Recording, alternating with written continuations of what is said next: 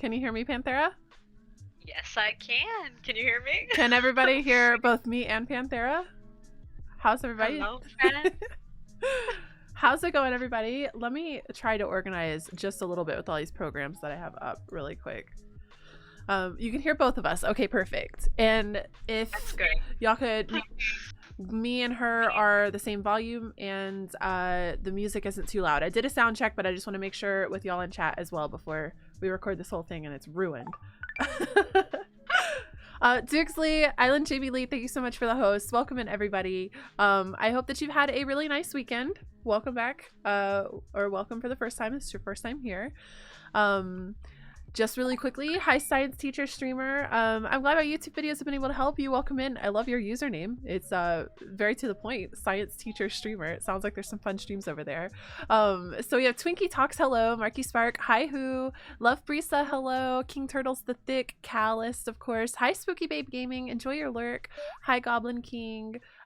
Lady Fearbolg, thank you for the follow. Welcome in. I think that's everyone. Hi SG, Clef and Stuff, hello.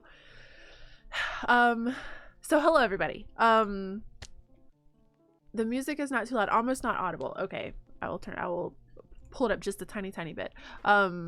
So today I have a wonderful special guest, Panthera, here, one of the Offbeats admins. So we're gonna be talking all about charity streaming, how to get started as a charity streamer if you've never done it before, and maybe some tips and tricks to have more successful charity streaming even if you've already been a charity streamer in the past. So before we get too far into it, Panthera, why don't you introduce yourself? Wait, you're muted. Oh, there we go. I was muted to start with. Okay, we're good now.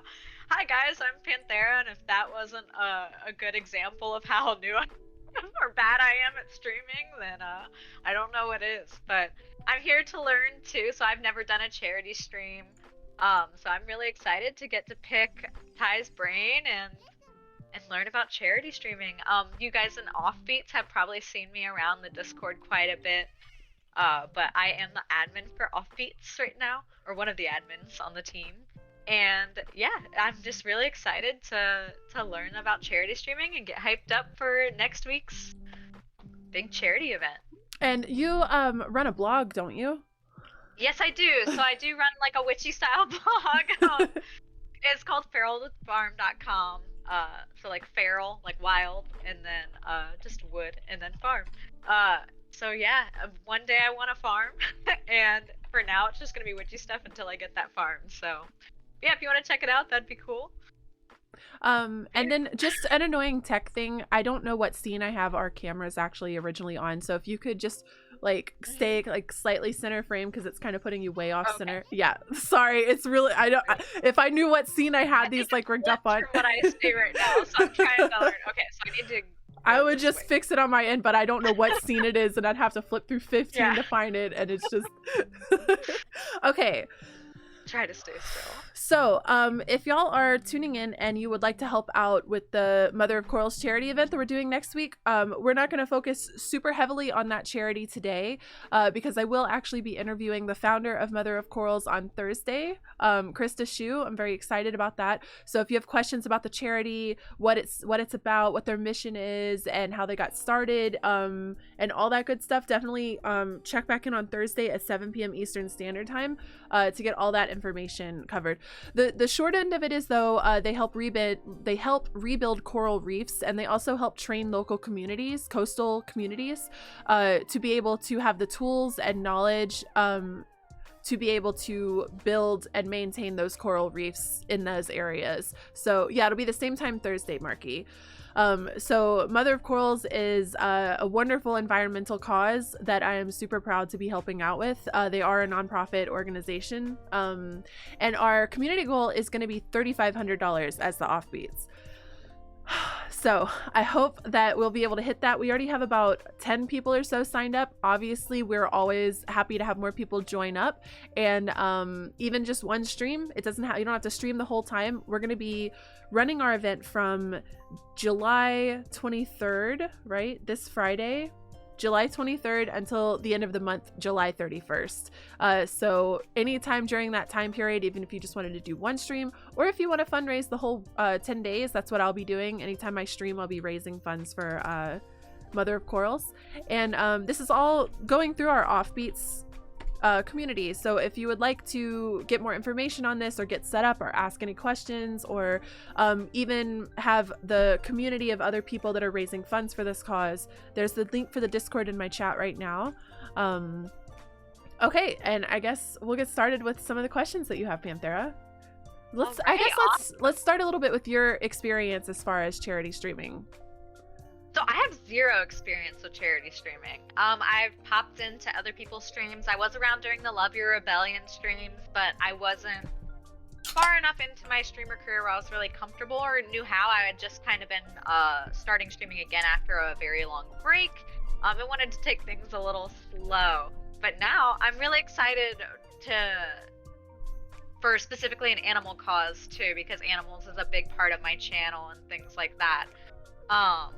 So yeah, I've participated on other people's charity streams, but never hosted one on my own.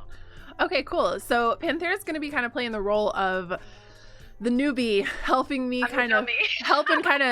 milk some of that information out of me. As far as me, I've been doing charity streaming since I started streaming in 2016. I think that I've raised a little over $5,000 just from my own fundraising stuff. I can't remember the exact number off the top of my head. I probably should have looked that up. But I have done, I think 7 different campaigns. So 1, 2, 3, 4, 5, 6. This is my 7th charity campaign. And I've raised funds for suicide prevention. I've raised funds for stackup.org, which helps with the mental health of veterans, providing them gaming, and also funds to get out to gaming conventions and stuff like that. I raised funds for direct relief for the pandemic last year. We raised funds for Color of Change to support the protesting and people of color last summer. I've raised funds for Joyful Heart Foundation, which is to help women and victims of domestic abuse, or I should say survivors of domestic abuse. And then this January, we raised funds for Love Your Rebellion, which is just a super cool art-focused nonprofit organization all about empowering marginalized communities through the arts. So all over the place. I love helping however I can, to be honest, and especially people that might be disadvantaged in some way, environmentalist cause. I'm very happy to have this one because it will be adding I haven't done one specifically for environmentalism, and I really would love to have a focus on that. Ethalia, hello, thank you so much for the raid. Welcome in. I really appreciate that. Dark Souls 2. Oh my gosh, you came from some salty energy. How's that going? I've only ever played Dark Souls 1, and it was quite an experience. My biggest gaming flex is that I beat Ornstein and Smo. So today I am talking with my friend Panthera. We're going to be discussing the ins and outs of beginner's guide to charity streaming. We're just getting started. Welcome in, Bigfoot. How are you? But yeah, so I've done, I feel like a fairly good resume of charity streaming. I'm still a somewhat smaller streamer, so the salty energy is very real. Congrats on beating your boss. Welcome in. Thank you so much for the raid. Y'all send some love over to Italia. Thank you so much. Appreciate you. So Dark Vein, thank you for the host. So throughout my campaigns, I've had 2 that did pretty good. I had one that hit $1,100, which was actually the first charity stream I ever did for Stack Up, and I'm pretty sure I only did that good because I lucked out and had a Twitch front page spot. So first year streaming, I was about half a year into streaming my first charity event, and I landed a front page spot just by luck of the draw. That's awesome. I was not prepared, and actually the strategy that I used that night is not one that lines up with my lifestyle anymore, and it's actually against Twitch TOS, I'm pretty sure now. I was taking shots of wine for charity. Oh, yeah. So I don't think that you're allowed to do, I think that falls under like streams that are not good for health. There's a specific turn of phrase for it, so probably don't don't drink for charity donations. But it did work really well back in 2016. So things have changed greatly. But on average, my charity streams throughout 2017 up until around 2019, I was averaging around $300 with an average view count of around 20 to 35 viewers depending on where I was. So I averaged about 300 and I peaked at 600 raised for Color of Change. And then this January, I raised $3,000 for Love Your Rebellion, just on my own. And the Offbeats as a whole, we hit 12,000 as a community. Yeah, that was incredible. It's been quite an upward scale over time, but I definitely have my fair share of experience of having the smaller goals and not knowing how you're going to hit them, trying to come up with incentives for it and stuff like that. So if you drink in celebration of a dono, I do not condone drinking for charity. It did work for me in 2016. I am no longer an alcoholic. That's one good thing. And number two, Twitch does not allow that. It promotes alcoholism. Yeah, so I'm not knocking you if you still are a celebratory drinking person. I just cannot. I have health problems now, so good job, 20-year-old Ty. You really did a number on us now. But anyway, just to explain why my very first charity stream popped off so hard. I had a very silly incentive that everyone wanted to see happen, and I happened to be on the front page of Twitch. The rest of my streams, I continued the same kind of idea. I wanted to have fun incentives that everyone wanted from me.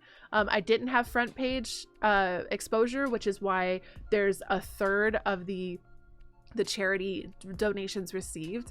So obviously front page helps out a lot, but that's really not a common thing to happen for most charity streamers. That's like a very luck of the draw. And sometimes when you're working with charity organizations, they have that available to them. Like they've worked out a deal with Twitch, but that just depends on who you're working with. I know St. Jude is a very big thing on Twitch that you'll a lot of times see like month-long campaigns on Twitch front page. So, okay. All of that being said, that's a little bit about my background with charity. And probably too much information about my previous vices. Panthera, what kind of questions do you have for us? All right. So I know you covered a little bit briefly about the Offbeats charity campaign that is coming up. So just a couple questions regarding that. First, number one, is there any requirements for Offbeats to join the Mother of Corals charity campaign? There are 0 requirements. Other than your stream. I mean, you could really technically fundraise without your stream too, if you've got some kind of fun idea for your local circle or your social media circle that doesn't involve streaming. If you're a YouTuber, no, there are no requirements. There's no minimum viewer count. There's no minimum follower count. There's just the heart to do it, and I think the work ethic to do the setup process, because the setup process is a little tedious for sure. But that's really it. I guess you don't have to be in the Offbeats Discord. I can handle it all through DMs, but it makes it a lot easier because I have all of the FAQ like picture tutorials to set everything up. But I'm more than happy to handle it all through DMs if you don't use Discord, or if you don't want to join a Discord server or anything like that. But yeah, no real requirements. All right. And then what is the last day that an Offbeat can decide to join the charity event? Honestly, anytime you wanted to. I know that Mother of Corals they're running their campaign until August 6th. For Offbeats, I decided to do it just through the end of July. So even if you wanted to fundraise into August with Mother of Corals, their whole campaign is for $20,000. And they are like a startup nonprofit. So I'd love to help them get as close to that goal as possible. They've got 5 extra days after us, and if you wanted to on the 31st of July, the very last day of our campaign, you're like, hey, I want to do one, let's go for it. Like literally anytime. It's obviously going to be less stressful for everybody involved, yourself as the streamer and myself as the person organizing this, if it's not like the very, very, very, very, very last minute. But just for the sake of all the setup and the questions of it. So if you wanted to go ahead and get set up, a couple of days in advance, that's probably your best bet. Yeah, if y'all have any questions about the charity, hi Pixie Dust, you can hit !charity and get a link to my campaign. I should probably also have a link to their website. I don't have it in my bot, but of corals, yeah, it's motherofcorals.org. So I'll just grab that link to copy pasta. There's a link to their website. It's just essentially helping rebuild coral reefs and teaching and training people to be able to do that on their own coastal communities. Okay. All right, so that kind of covers like the mother of coral specifically questions that I had. So I thought we could start with the basics of charity streaming from the very beginning. So is there anything in particular that you look for in a nonprofit when wanting to do a charity event? I don't know that I really have a solid answer for that, or like a stringent requirement. Like criteria. I do really like to see that they are a registered nonprofit. I like to see that they are registered and certified and reputable, and I like to make sure of that. Well, I guess I have one requirement as far as streaming.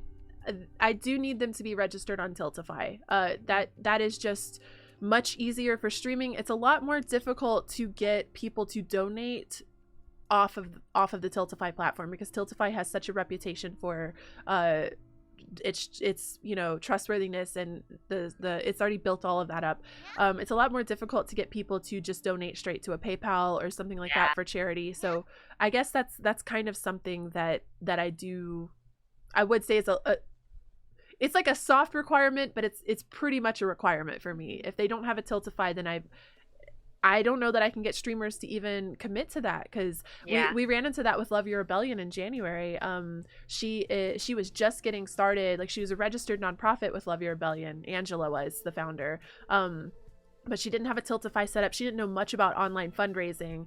And when I first pitched the idea to my community, I had several people that were a little unsure because it was going directly to the PayPal for Love Your Rebellion. And so I was like, look, if you get this Tiltify set up, it's going to kind of solidify a trust. It's going to make them have a little bit more trust and be able to put their, so that's like the main thing, I guess. If you're, that's not so much for streamers. That's more so if you're looking to start up your own charity and you want to get streamers involved, a Tiltify is absolutely going to help. All right, so my second part of that question was kind of are there any like red flags that you look for when approached, or even when reaching out to a new charity? And I guess maybe them refusing to make a Tiltify or something like that might be one of those. If they refuse to make a Tiltify, that would definitely be a red flag for me. Maximum Yarnage, thank you so much for the follow. Welcome in. And AK Jackie, thank you so much for gifting 2 subs to It Me Doofy and Oatmeal Lion. I appreciate that. If y'all are interested in supporting my stream today with like bits or subs or anything, I'm always gonna say thank you, but it would be great if y'all donated to Mother of Corals instead. I will be fundraising for the rest of July for it, but I'm not to say I'm not grateful, AK Jackie. I absolutely appreciate you. Thank you so much. Okay, let's see here. Any other specific red flags besides just the Tiltify? No, you're fine. Oh, I'm on 5 hours of sleep. I'm trying my best, y'all. I donated blood and I'm a little loopy, so we're on the same level. As far as red flags, it's not exactly a red flag if I don't see that they're a registered nonprofit, but that is kind of something that helps me make sure that they're like a legitimate thing. Obviously, if it's like an email that the money is going to help save a Nigerian prince or something, the typical email scams and stuff. But for the most part, I just like to see that they're reputable in some way. They're connected with real foundations. They're registered or certified in some way, whether it's through the Tiltify or the nonprofit registrations. If it's just, but it depends, because if there's one individual that's just trying to raise money for a medical situation going on, or like last summer I had to raise funds after my cat passed away, and I had this huge vet bill from all of the surgeries and stuff. That's still charity streaming. It's just not a charity organization. So I do like to make sure that it's someone in need, I guess. And if it feels more like that's like, I feel like that could lead into a whole different area of vetting somebody to be trustworthy, and they're not just like trying to slyly get money by under the guise of being in distress or something. That leads into a whole other area. But I think that's going to be a personal judgment call as far as helping like a one-on-one person that has, you know, a housing crisis or a medical issue or something going on. But I do think that those are super valid charities as well. You don't always have to donate or work with million-dollar charity organizations. I really do prefer to in all areas of my life, I prefer to work with the like small fry, the you know, just getting started, or the startups, and or the individual that has been, you know, kicked out of their house and they have nowhere to go and they don't know what to do. Like, I really like to have that one-on-one impact with individuals. But yeah, anyway. And so kind of going off of that too, do you have like, or have you thought of even reaching out to like local charities in your local community, like local dog shelters or things like that? Actually, when do you think that's viable for streamers? I think so. I think that's a really, really cool way to use your platform, is to support your local community.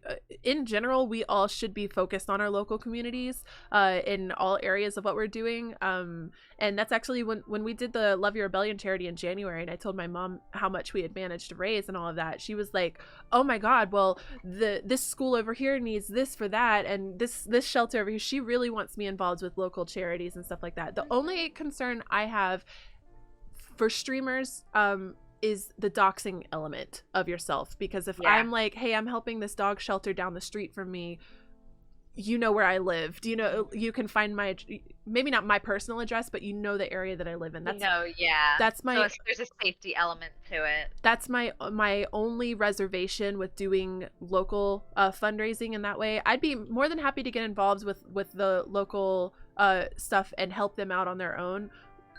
It's again kind of a play it by ear, what's comfortable for you. And if I was helping a charity that's like 30-45 miles away, and I'm like, well, this is in my general area, but it's not, you know, they're not down the street, you don't you know, I don't want to be like the local elementary school that my neighbor goes to, because then you're gonna know it's within like a 20-mile radius of me. That's a different level of thought. Just maybe streamers should take that into account when deciding to work with those, or maybe make sure that maybe your location isn't disclosed with that information in the charity and working with that rescue. But I do think that if streamers could reach out to some of the local group, that's such a cool thing to do, to start to build up a platform for yourself and then help the people that are directly physically in your communities. But thank you so much, Rowan Ripley, for the raid. Welcome in, Rowan. How are you doing? Rowan was slaying Stardew today. Rowan is a super cool streamer, and also they helped us a whole bunch with the Love Your Rebellion charity back in January. So absolutely send Rowan love. They are super wholesome, lots of fun, and are someone that has really wonderful charity incentives and milestones, to be honest. Definitely someone you could learn from as far as charity streaming. So welcome in, everyone, from Rowan's stream. I hope you had a wonderful time over there. The gay chicken attack raid. We love to see it. Well, what's up, Zreezy? Hi, Witch Beach, RPG Kai, and Captain Eon. Welcome in. Thank you for joining us. We are going over all the ins and outs of charity streaming today. Panthera is here as someone who has never charity streamed, to kind of guide my brain to share information and maybe help you. Maybe help y'all have more successful charity streams, or even feel more confident in charity streaming, even if you've never done it before. Okay. All right. So, how much research should a streamer do into an organization before starting their charity campaign? Like, maybe what are some common questions that streamers can expect from viewers regarding that charity that they can be prepared for? So if you've ever worked retail, I'm going to roundabout answer this. If you've ever worked retail, you know that we're always pushed to sell to the customer. And you know that when a customer comes in and you're like, "Hey, you know, welcome in. We've got you know, shoes over there and whatever." But they're like, "Hey, well, how do these pants fit? You know, are they stretchy?" And you're like, "Well, I don't know. I just started working here yesterday." They're probably not going to buy the pants because they don't have the information. But if I've got the experience and I'm like, "Well, well, those pants are stretchy, but this set, actually, if you're looking more for like this kind of cut, if you come over here with me, and if you wait until next Wednesday, we do a sale on pants every, like, the more information you have, the more you can sell to somebody. In other words, the more knowledgeable you are. Dr. Pigeon, thank you so much for the biddies. I really appreciate you. Thank you so much. So as far as charity streaming goes, to relate that back, like the person that's just started working at a retail store that's like, I don't know, let me go ask someone else. You might, they're probably not going to make very many sales or have high commissions or anything like that. But if you've been working there for a year and you're very knowledgeable about them, you're probably the top seller, and the manager always wants you on the front, at the front door, to guide everyone into the store and tell them where to go. You want to be that person that the manager wants when it comes to charity fundraising. If you don't know anything about the charity and you're just like, yeah, I'm fundraising today, like if I couldn't tell y'all what Mother of Corals was, it doesn't inspire y'all to care. And charity streaming is all about getting people to care about the cause. You have to connect people to the cause and make them want to support it. So I admittedly am not super knowledgeable on like the details of coral reefs and like the level there. The more, if I learned about that though, if I took even just tonight and I watched a couple YouTube videos on why coral, like what's going on with coral reefs, how long they've been kind of dying, how the percentage that have been depleting over the last decade, the projections for how bad it's going to get in the next 10 years unless we act in this certain, if I had all of those kinds of that kind of information, as well as I know the founder's name of Mother of Corals, so I can say Krista Shu is the founder, and she's been doing this for a couple of years. She started out just working in an office job and decided, and she scuba dives in her spare time, and she just had a huge connection with the ocean. Once I can connect y'all with that story and explain like what they're doing with the funds, that was another thing we learned with Love Your Rebellion, is I'm like, oh, it's a charity that supports arts with the marginalized people, wasn't as powerful as saying this is an artsy community in Fort Lauderdale, Florida, and they need to reopen their zine library, which houses a bunch of marginalized and queer people's art to help them sell. So it's supporting small businesses of marginalized people, and it also provided Wi-Fi to that local community so that they had access. Once I have all of that information, you're like, oh wow, I can see how this would physically impact and make a difference in the world, as opposed to just we're helping support artsy people in Florida. It's a very tangible thing, as opposed to we're supporting wildlife in the ocean. We're helping train coastal communities to be able to have the tools and resources to build new coral reefs for long-term environmental growth. Being more specific and being more detailed. So you do want to learn about the charity you're supporting. It's always good to charity fundraise even if you don't do a whole research paper on them, and you don't have to do a whole research paper.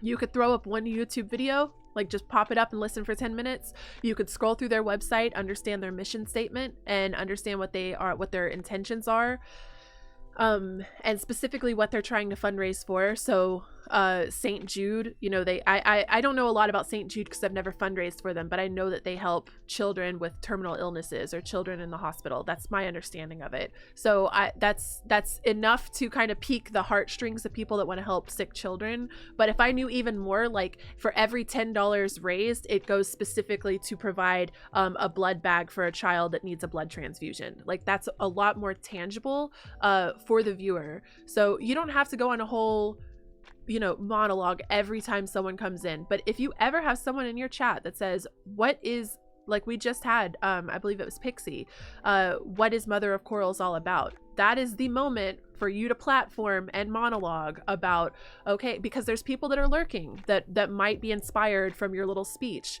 to donate.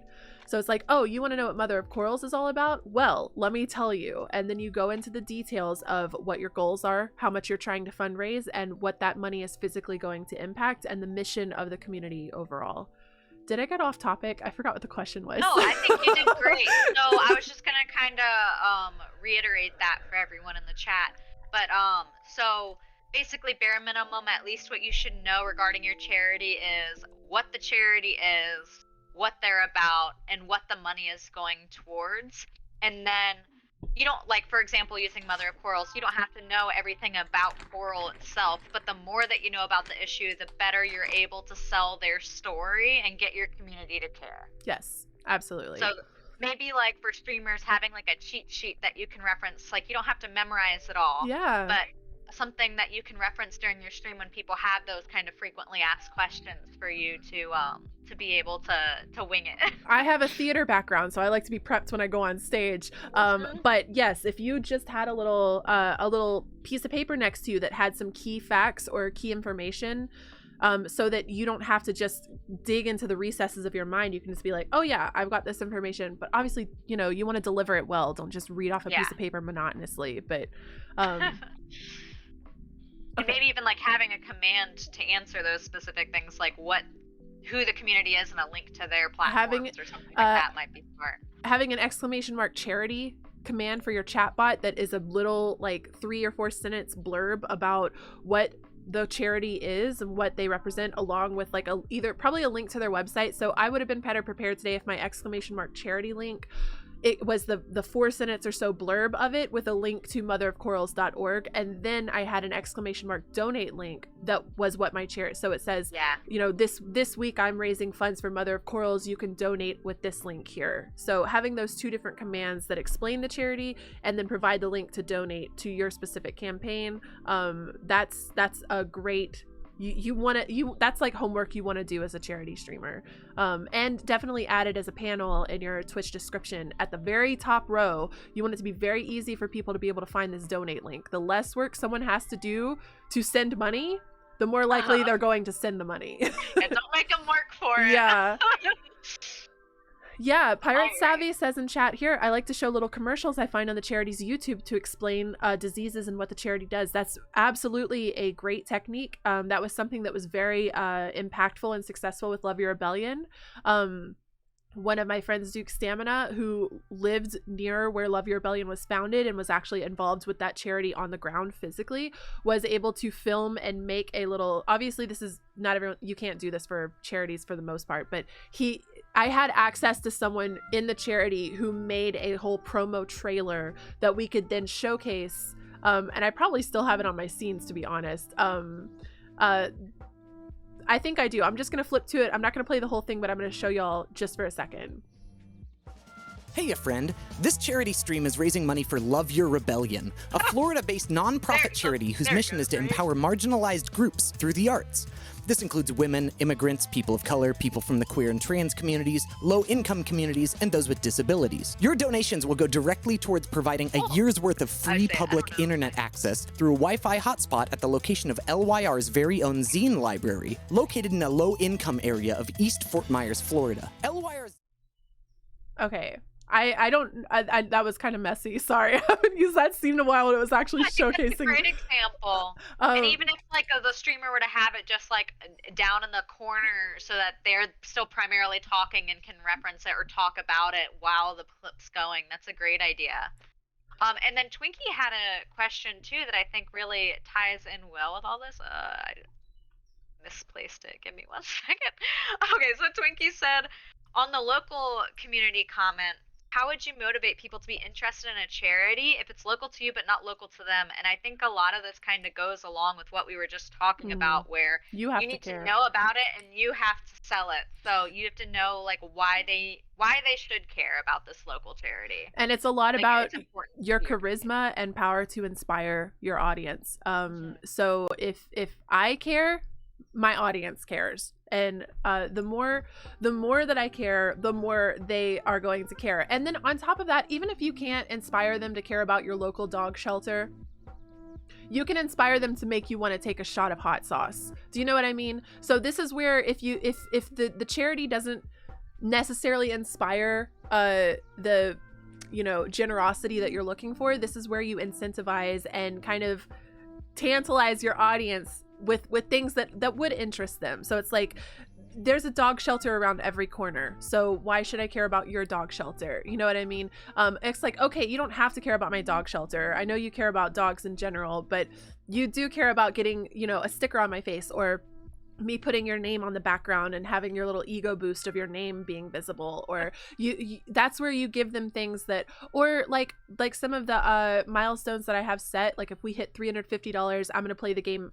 Mother Simulator, which just looks really stupid, but that one's kind of like a, you know, we're probably gonna I have We're all together. but if we hit the big stretch goal of 1,500, I'm sacrificing and I'm going to play Resident Evil 8. And that's something that I know would be high demand. Another technique I do, we'll probably get into this with later questions, but another technique I do is tarot. So I take something that my community is very motivated to spend money on, and I always monetize that for charity streams. I don't always monetize my tarot. In fact, I do mostly free tarot readings. But anytime I'm doing charity, I am so fine selling out for charity. I'm so fine with it. I have a hard time charging for myself with tarot, but when it comes to like the charity, it's like, you don't have $10 for charity? I don't have a card for you, sorry. Like, it's so much easier for me to sell out for a charity, if that makes sense, because it's a good cause. We do have a question from Makatu. Hi, Makatu. Actually, if you don't mind waiting a little bit, Makatu, I think I have a question already that yours is going to play really well into. Okay. So I'm going to put that one on hold for a minute. And actually, yeah, it'll be in 2 questions from now, so sit around. You gave us a wonderful walkthrough on our Discord community, the Offbeats, on how to use Tiltify and join the Offbeats campaign. But are there any specific steps that are maybe optional on Tiltify that you really recommend a streamer to do to help with encouraging donations or making it easier for a viewer to donate? Visually add something to your stream. Like you can see below me, there is the donation bar.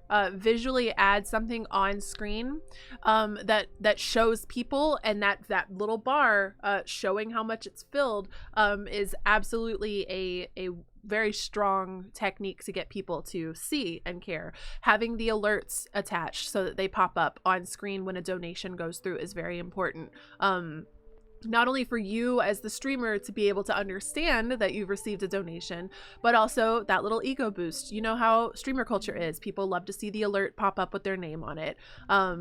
So you want to provide that.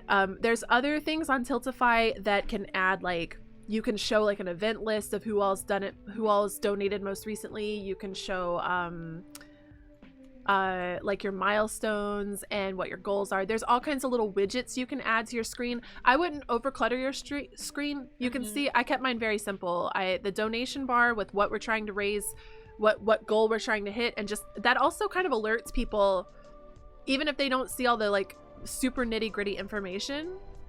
They know I'm raising money now. There's a donation bar. They know that there's some kind of money raising going on here. And right above that, I have a little button that says donate to Mother of Corals. So it's very clear it's a charity donation. But I keep it minimal, but it's centered on the screen. It's prominent. It's easy to read. It's easy to see. This is a charity stream, and I want you to know it's a charity stream, right? That's definitely how you should go about. And absolutely make sure that you add a panel to your Twitch bio. I know we already talked about this, but even if you have to make the graphic yourself, pull up MS Paint and take a print screen cap of the website and just get their little logo in it. It doesn't have to be a fancy graphic. It doesn't have to be all transparent and custom art or whatever. Just some, and if you don't want to, also don't have to use a graphic. It just makes it a little easier to see. And there are people that use like page readers and stuff that are maybe visually impaired. So you still want to add a text thing that says, which I didn't do because I was in a rush today, but donate to Mother of Corals charity, or donate to blank charity as a text link as well, so that it is, and you don't have to use an image if you just want the text link. And even if you don't screen cap their page or whatever, just go find on Google and find like search the word donate and see if you can't find an image from that. Make sure it's something that you can use for multiple charities maybe, or things like that. And make sure it's copyright free and stuff. Like, obviously don't take graphics that you don't have the rights to, because that can cause a whole can of worms of problems for you. But yeah, it's absolutely. Island Jamie Lee says, this is reaffirming my need to do more behind the scenes work on my channel. I would say 90% of the success of a charity stream is based on how much work you're willing to put in behind the scenes, how much promoting you're doing on your other social media platforms, how much prep you have done for the commands in your chat bot, the overlays, the monologuing that you have to do, or at least the knowledge of the charity that you're getting involved with. Definitely you want to be prepared for it. That being said, if you're just spontaneous, spur of the moment, like, oh wow, this charity popped up, don't feel like you have to, again, like, I'm a tryhard, so don't feel like you have to do all of these crazy steps. If at the bare minimum you want the donation, you want to be able to speak about it, you don't necessarily have to have the visual elements on your screen, but you want to be able to speak about it and say that you are doing this out loud so your audience knows. Add the title, add like a little, you know, a thing in your title that says we're charity streaming, and make sure there's a link to the donate somewhere available for your audience, whether it's in your bio or you just copy and paste it like I've been doing with the Mother of Coral's website. You don't have to have a command. Just make sure you provide your audience with the visual, the audio clues or signals to that you're fundraising, and then give them the link to where they can send the money. You don't have to have all of the bells and whistles, but the bells and whistles make things easier and smoother and more likely to inspire the confidence in the donator. And maybe even if you aren't able to provide that information, like the link that you're providing right now, but giving those to your mods ahead of time, if you do have mods in your actual stream who can assist you with things like that and answering those questions, making sure that the questions that you're able to answer about the charity, your mods can do that too when you aren't able to respond immediately. And then going off of too what we were talking about with just like the overlay and using a lot of Tiltify's readers and events and donation bars and things like that, maybe replacing your standard like most recent followers, most recent subscribers with just the charity stuff to really push that and focus on that. Was that something that you would recommend? Yes. So I actually this is a complicated thing to do, but I have split my alert boxes. So, and if y'all are really interested, I can make a YouTube tutorial on how to do this, but I will have, like, I'm gonna do a test Tiltify donation right now.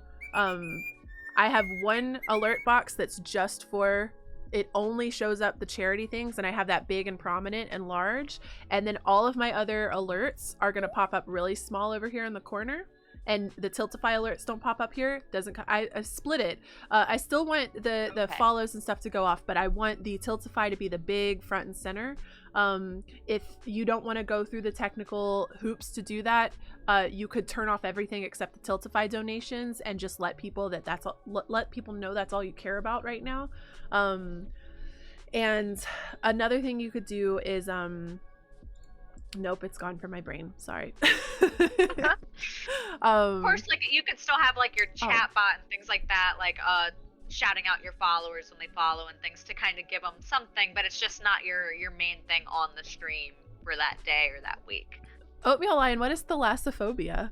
But the other thing I was gonna say is I remove my personal donation link from my Twitch bio. So there is no PayPal link available for me. The only link to donate in my bio is the charity, and this is just to make sure that I've had this happen a couple of times, and it's annoying. Not on the person's part that's donating the money, but on my part of someone will donate, they click on my PayPal, they're trying to donate to the charity, and they send $10 to my personal PayPal because I didn't delete that link, and they click they just a little confusing wording. And so then for me, I'm like, okay, I'm gonna transfer this over to Tiltify, but then there's PayPal fees that are taken out, so it's not the full $10, it might be like $9 instead, or you know, so it's that's just annoying on your part as far as I made an oopsie and it cost a little bit of money from the charity because of the transfer fees and all of that. There's no transfer fees for Tiltify. That's a PayPal thing. So you want to make sure that people can't accidentally donate to you when they are intending to donate to the charity.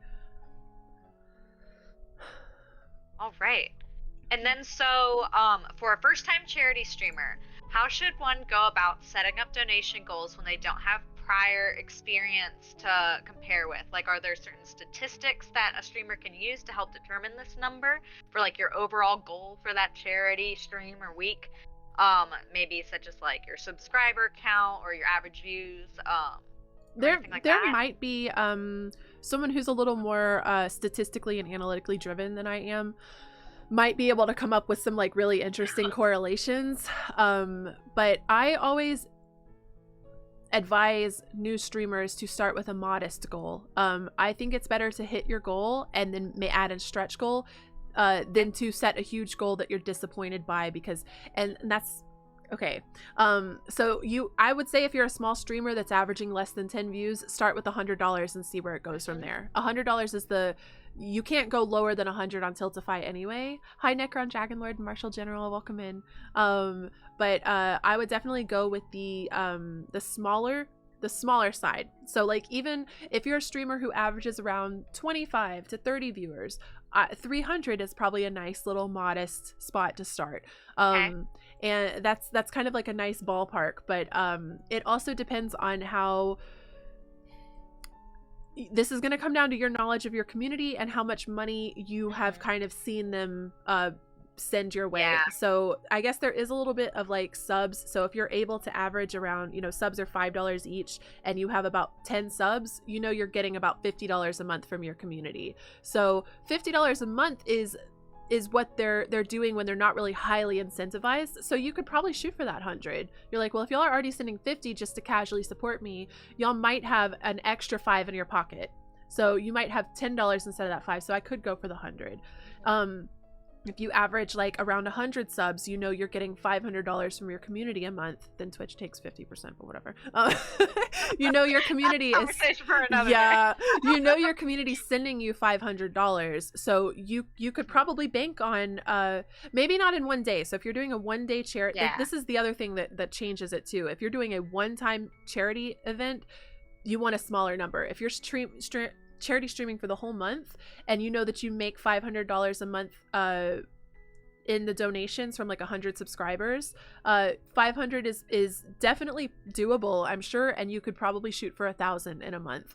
And then if you hit those goals, add a stretch goal on and continue bumping it up a little bit at a time and see how far you and your community can go together. But I always err on the set your expectations low so you don't disappoint yourself. So would you say that there's no downside really to setting the minimum goal? If you don't hit the 100, I know it, like if you're a small streamer and you don't have, like if you average like 2 viewers and you're not even an affiliate yet, you don't have it, you might not be able to hit the 100, and I want to say that's okay. It's okay to try and fail, quote unquote, but there's really no failing for charity. It's like Pirate Savvy said in chat earlier too, even just raising awareness for a charity, even if you don't raise money, is just as powerful.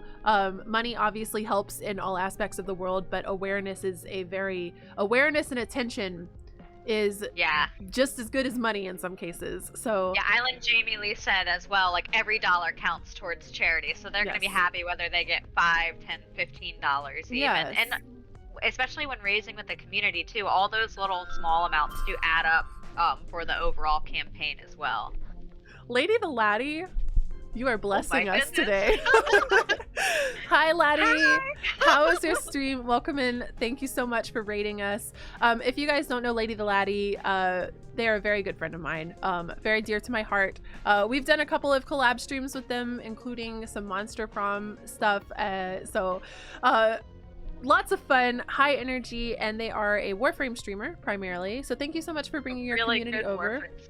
Yeah, very entertaining, very high energy. I'm always energized whenever I watch Laddie's streams. But welcome in, Lady. Thank you so much for bringing your community over. I hope you had a wonderful stream. We super appreciate you.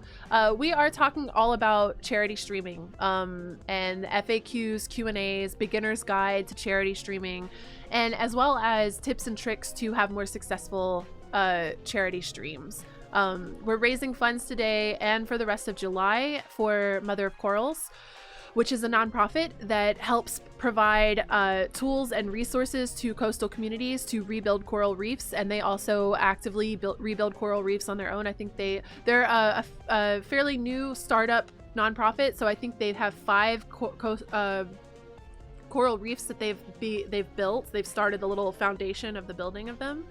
And I'll actually be interviewing the founder of Mother of Corals on my channel this Thursday at 7 p.m. Eastern Standard Time, Krista Shu. I'll be having a chat with her about her mission with Coral Reefs, Mother of Corals, how she got started, what her mission is with the charity, and any other questions y'all could possibly have about the charity itself. So definitely check that out. If y'all are interested in donating, there's a link in chat, or you can type !charity.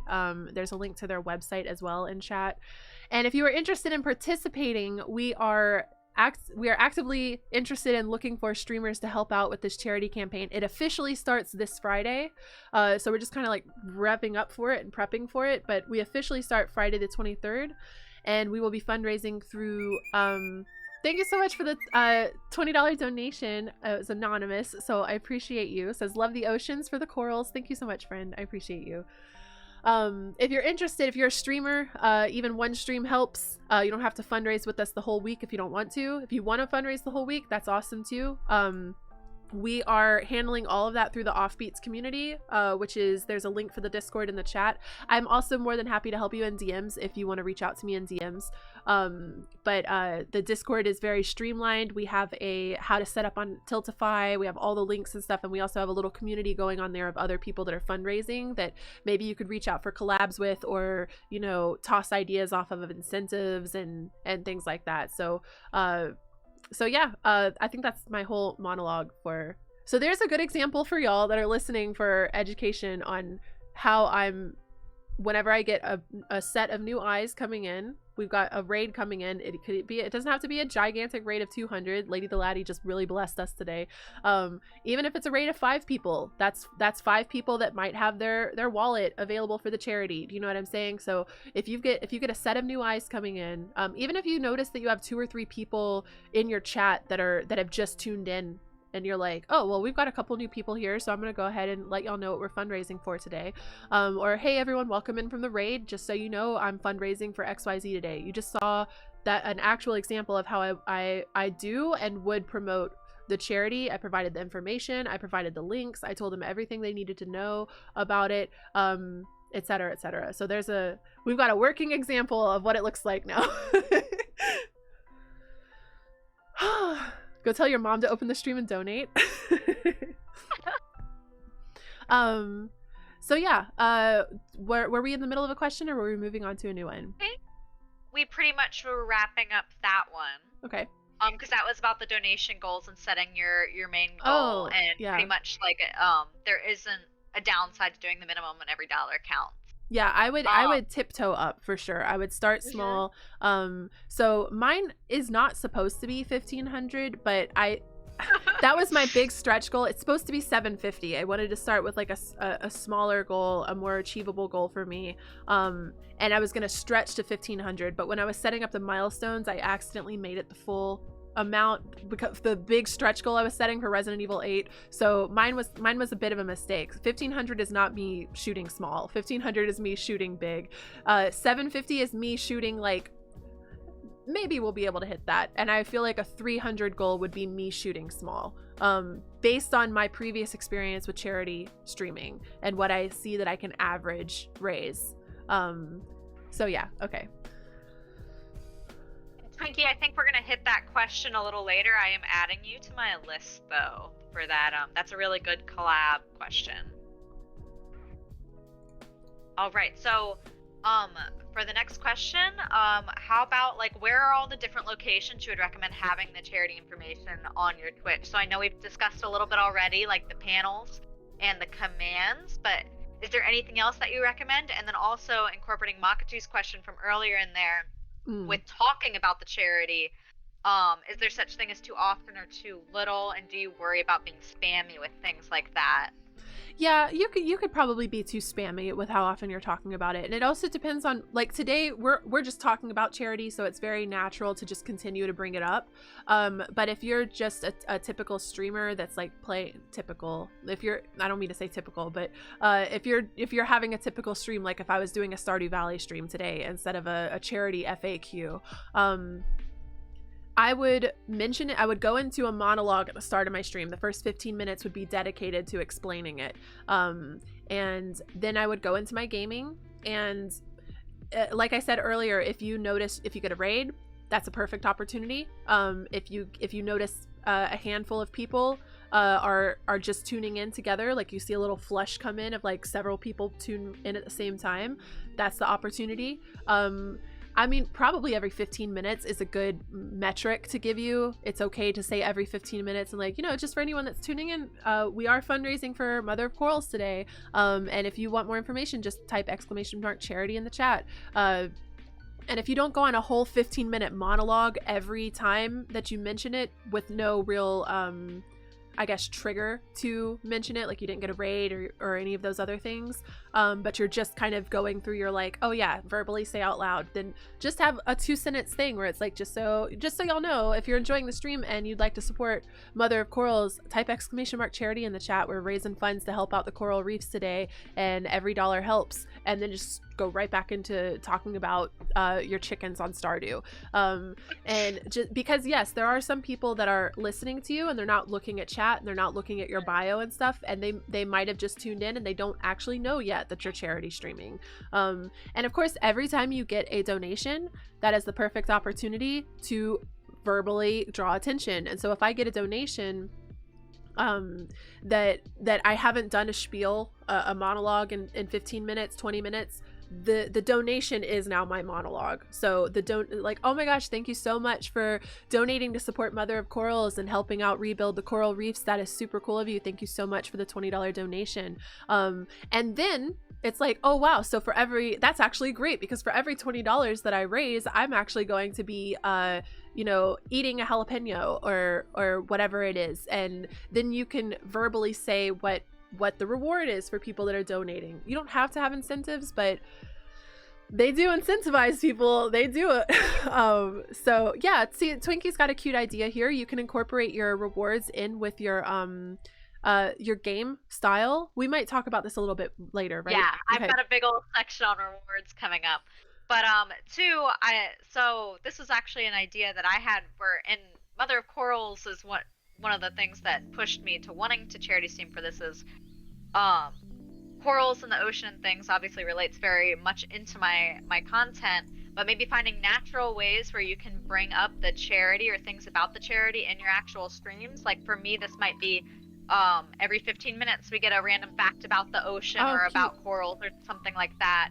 But yeah, like a natural way for you to incorporate that information without being like, donate to this charity every 15 minutes or so. And for something like Mother of Corals, it would probably be a really cute idea if I streamed a game that was ocean based. So yeah, Twinkie said it before I got to it. A Subnautica stream would be a very fun way to just be constantly talking about the ocean anyway.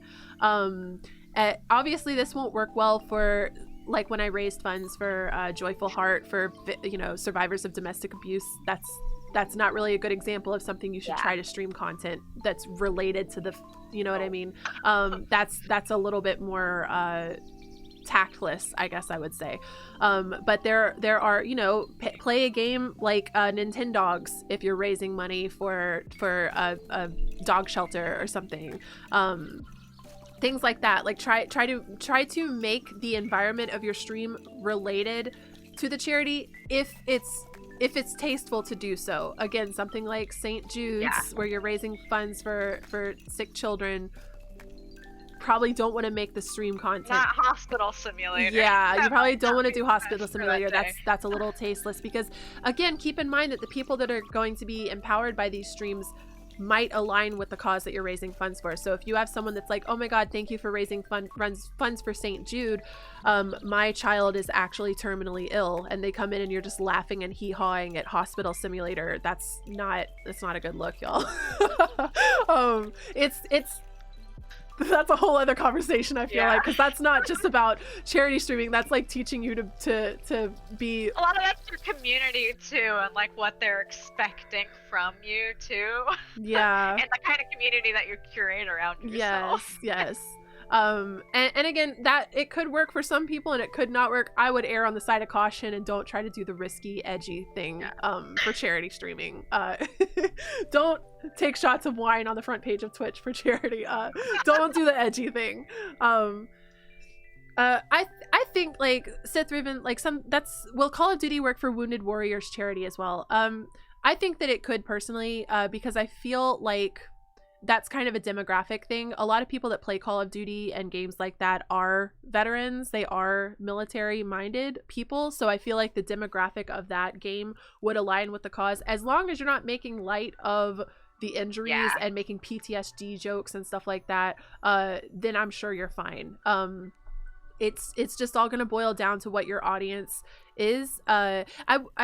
I wouldn't play like me personally, I never stream games like that. And if I was doing a Wounded Warriors charity and I was like, well, since we're raising funds for vets, I thought we'd play Call of Duty so I can learn what it's like to be that wouldn't work. That's not a good idea for me. If I just play Call of Duty and I'm a Call of Duty streamer, there's no sense in me not streaming that game for that reason. But I wouldn't choose to stream Call of Duty to, I think that's kind of like the hospital simulator for St. Jude's thing. If I went out of my way as a like soft uwu Stardew streamer to play Call of Duty, for, if that makes sense.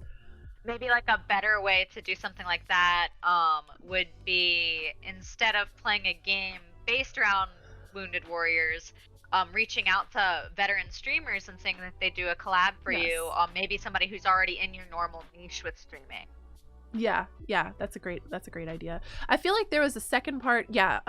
So you had asked, like, is there other places that people should be promoting the or how should they be adding links and stuff? So we've already talked on your Twitch bio, your Twitch panels. You definitely want to link there. You definitely want to command, and you want your title to include charity streaming for, or !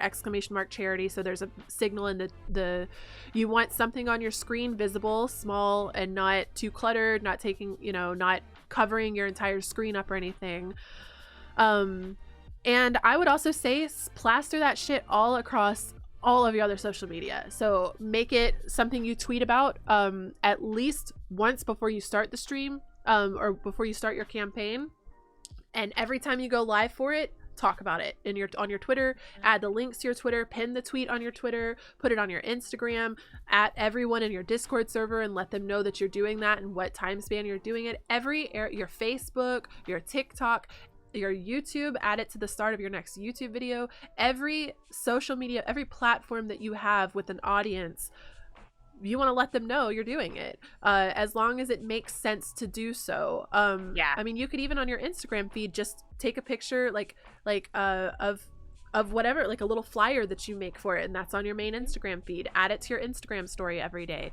Tweet about it at least once a day, or incorporate it again seamlessly into something that you would be tweeting about anyway, or post a funny meme that day and hope that it goes viral. And if it does, follow up that tweet with, oh hey, since everyone's here, I'm fundraising for Mother of Corals. Like, do whatever you can to get more eyes on the fact that you're fundraising, and make sure that you make that link available. Make sure you let people know that you're doing it.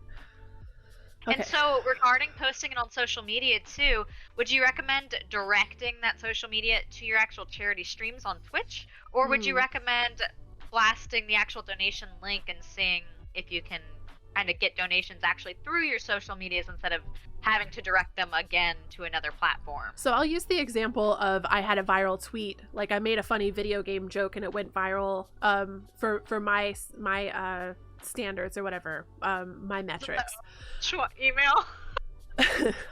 If that happens and I get a tweet that pops off that's not, it's just viral because it's a funny, relatable thing, I would follow that up with, oh hey, since everyone's here, I'm actually fundraising for Mother of Corals, and you can donate here, and on Thursday I'm going to be interviewing the founder, and so, or on Thursday I will be doing this type of stream to fundraise. So I would prioritize promoting that donate link, because you're not always going to convert people to viewers in that way. I would prioritize the donation link, and I would secondary prioritize in the same tweet, because people aren't really going to read past that first one that you do.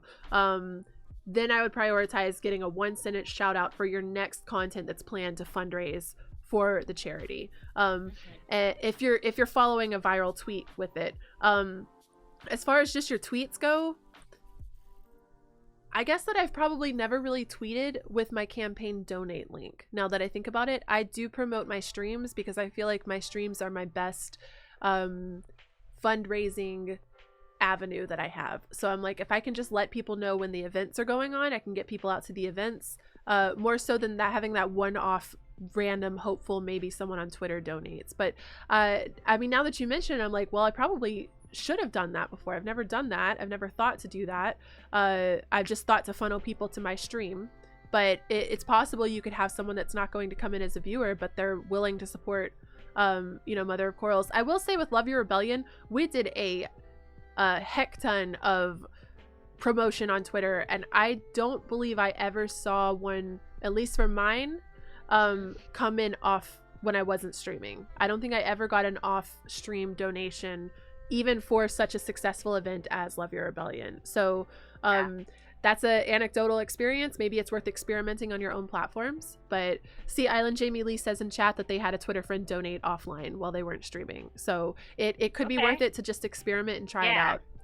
And if maybe you know that your Twitch platform does not encompass everyone that is on your social medias, that might be more of a priority, is making sure that donation link is easy. Whether it's, we talked a lot about Twitter, and maybe you could respond to your Twitter with the donation link after promoting your charity stream so that they have access to both. Or on Instagram, this might be making sure that both of those links are in your link tree to make it easy, or whatever link you use in your bio. Yes.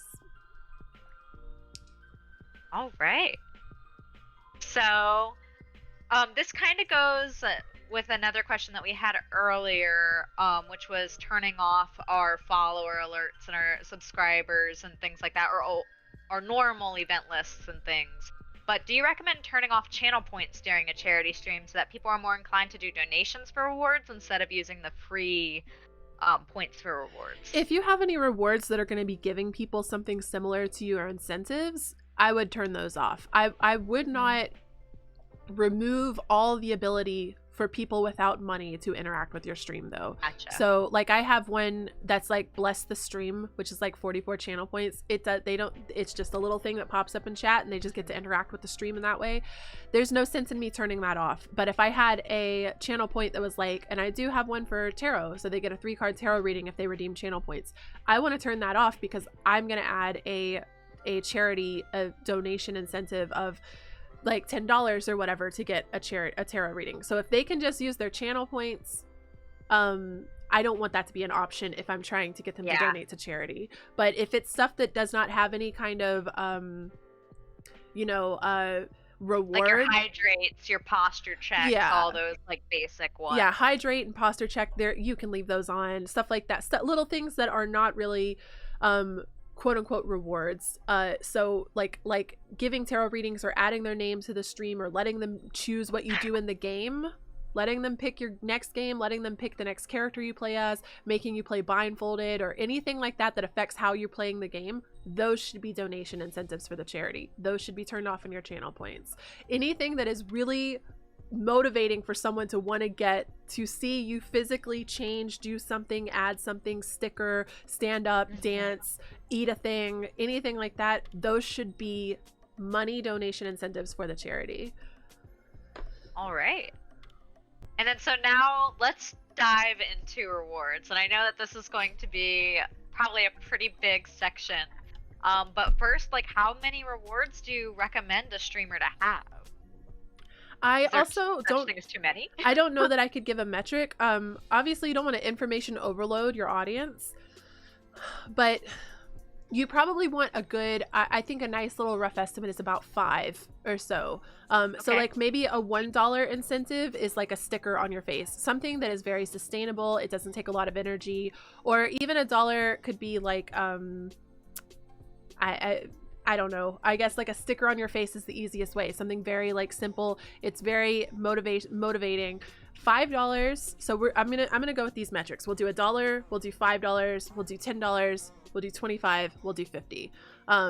So $1 should be something that it's not hard. It's not difficult. It doesn't take a lot of energy. It doesn't derail from the stream itself. Googly eyes. Yeah, googly eyes is another, like putting a little googly eye on your face. A sticker on your face. Or maybe I've seen some people, like I'll do a little tiny ponytail here, and I'm just prepared to make like 500 ponytails on my head. Something very simple like that changes the physical, either your physical appearance or affects the physical look of the game or the overlay, but in a very small way, because it's just $1, right? Every dollar counts, of course, but if we're looking at these larger incentives, $5. Prepare for those to add up too, so make sure that it's something that, don't do your shots of wine for $1. The shots of wine would be like, but don't drink for charity. But a shot of hot sauce or a shot of lemon juice, I see people do, or pickle juice, and you want it to be something that you're gonna have a wonderful reaction to. So I love pickle juice. Not a good incentive for me to do because I can drink pickle juice all day. Like Tabasco sauce or something like that, like I'm gonna have a really gross reaction. It's gonna be a dramatic experience for me to take a shot of Tabasco sauce or a shot of fish sauce or really be careful with hot sauce, because that can also cause health problems for certain people, so be careful with that. But maybe make sure you know what you're getting into. Yeah. With these things. Lemon juice, like those that you're gonna have a very dramatic, fun reaction to. Or some people are like, I absolutely hate pickles. I'm scared of pickles. They disgust me. They repulse me, but I'll eat one for $50. Like that's got to be your big one. Because it's dramatic for you. It's a lot for you to do. And you don't want to water down, because if I have like 2 shots of Tabasco sauce, the second reaction isn't going to be as good because I've already gone through the experience of it. So you want it to be kind of a, you want it to be kind of a big incentive. As far as like eating stuff, so it could be like a lot of people do those every flavor beans, the Birdie Bots every flavor beans, like the Harry Potter. This one's either earwax or it's marshmallow, and those are a lot of fun. That's a really good $5 donation incentive one, because it's simple, it's easy to eat, it's not a whole big dramatic experience, but it's fun every time because it's a surprise. A $10 donation would be a little more intense. So a $10 donation could be a good, I play blindfolded for 5 minutes, I play the game, or something a little more intense. Or maybe a $5 donation could be like if you play Overwatch mostly, or Valorant or anything, for the next match you pick what character I play as, would be a good like $5 one, maybe even a $10 one depending. Enjoy your lurk, Lady the Laddie. Thank you for hanging out, Jamie Lee. $50 donation incentive could be, I literally kill myself in the game, like I will run off the cliff and just die. Like that's really good for games like Dark Souls, or games or like Breath of the Wild, ones where it's really gonna matter that you just literally Control-Alt-Delete your character. It's not just like respawn. But Overwatch that's not really worth a $50 incentive. Maybe a $10 one, that'd be a pretty good $10 one. I'll just run into the enemy team and just kamikaze and let them take me out, like or I have to put the controller down for 30 seconds and put my hands up. Like those should be more in the $5 $10 range. The $50 should be like, I will turn the video game off, I will just hit the power button and we'll shut it down. No save, no nothing, you just get to make me turn the game off. Or I will literally, at $50 I will literally switch my video game to your choice of, you can either make a small list of games that you're willing to switch to, or you can let them pick from your whole Steam library or something like that. So there's a lot of different options. You don't have to eat things. I mean, I see people do, if you're more comfortable physically on camera, you could do like 5 sit-ups, or, I will spin in a circle, or, you could do more physically focused ones. Be like a little dance or something. I'll get up and do the Macarena, or anything like that. I will go put on a hat, or I mean, I see some streamers, this is a different vein of streaming, but they'll like, I'll go change outfits for X amount of donation, X amount of money.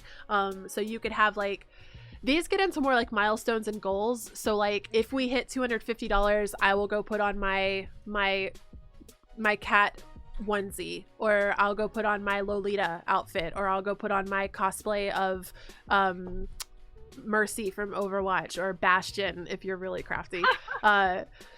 So you can have, those are more like milestones, and like usually for my milestones, we'll do playthroughs of games that I don't necessarily really want to, like Resident Evil 8, but I also kind of want to. I want to have a good time doing whatever it is, but it's ones that I'm not necessarily going to play on my own, but it definitely shows that the community's interested in it. I've also dyed my hair in the past. So if I hit, it was actually for the front page stream, if I hit $1,000, I said chat could pick my next hair color, and we hit the goal. So they picked the green and purple that I rocked for a long time, actually. So good job, chat. But hair dye goals.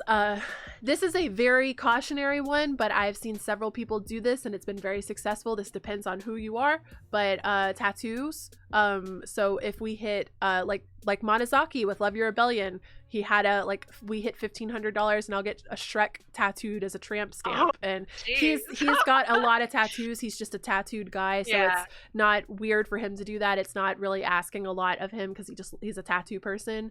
So if that suits your lifestyle, to maybe incentivize with a tattoo, that's a fun one I've seen before.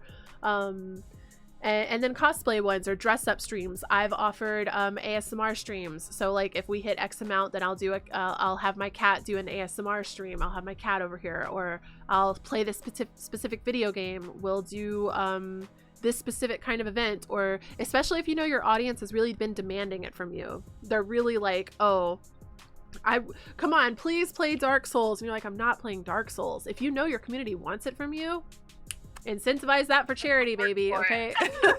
That's the way to go. I know we've got quite a few witchy people. Tarot is a good one for charity. People love tarot readings and they are willing to pay for them. So put that money to use for charity. I always make the most money for my charity streams through tarot incentives. And even when people, like a lot of my donations for Love Your Rebellion, they weren't even saying messages about the charity. They were just like, here, I want a 3-card reading. Like they didn't even necessarily have to be connected to the charity to put the money in the charity's pocket. They just wanted that tarot reading. So things like that. Or you could do relationship advice for $30. I'll talk to you about your relation on stream. If you're bringing it to a private conversation that can invade some boundaries of yours, if you're comfortable with that, go for it. But I would keep it all to stream as much as possible. You don't want to add a lot of long-term work to your shoulders because that is going to make it very taxing for you. There's art incentives. You could do like maybe we're playing a game, but I'll pull up Photoshop or MS Paint or whatever art tool you use, and I'll draw you a little quick 5-minute sketch for X amount of money. Or you could even if you're just an art streamer, it could be like you make me switch my pen to a different pen, or you make me change the color that I'm using, or you decide what I add onto this art piece. It's take whatever your niche is and what your main content is and see how you can come up with incentives for it. Stardew streamers, I'll name a chicken after you. You can make me give my character that I'm trying to romance a gift that they hate, and it's going to make them lose a heart level. Like, try to come up with things that are fun for the game. Overwatch, you picks my next character, I run in and let the enemy team kill me. I literally sit and emote on the point, and I don't do anything. You just make me emote for a minute straight instead of actually playing the game, which is griefing, so be careful with that. But fun things like that. That's a cute one too. There's $2 and you'll make me Boop Oliver, aka the cat named Oliver. So like for a $2 donation, I'll pull my cat up and we can say hi to Toasty, or whatever your community loves to see and is fun for them to do. You got to be creative and you got to be resourceful and thoughtful about what your community actually cares about. And so when you have somebody who does do a higher donation, do you usually go through all of the lower rewards in addition to that higher reward? Okay. I wouldn't. So that's specifically, like if you have like a $44.44 donation and they specifically donate that amount, they're wanting that specific reward. I'm not going to give them everything underneath. They have to donate $5 to get the sticker. They have to donate $10 to get me to turn the game off. They have to donate $50 for me to take this pickle juice shot. And if they donate $50, because sometimes you might have like, I'll eat a jelly bean and I'll drink some, like you might do all food incentives, and if you're tiering down for every large donation, you got to consume a lot of things all at the same time, and that's not. And it could, I mean, for video games, it's like, it doesn't make sense for me to turn my game off and have my character run off the cliff. Like they kind of cancel each other out. So I would focus on what the money matches the actual reward of, and not tier down.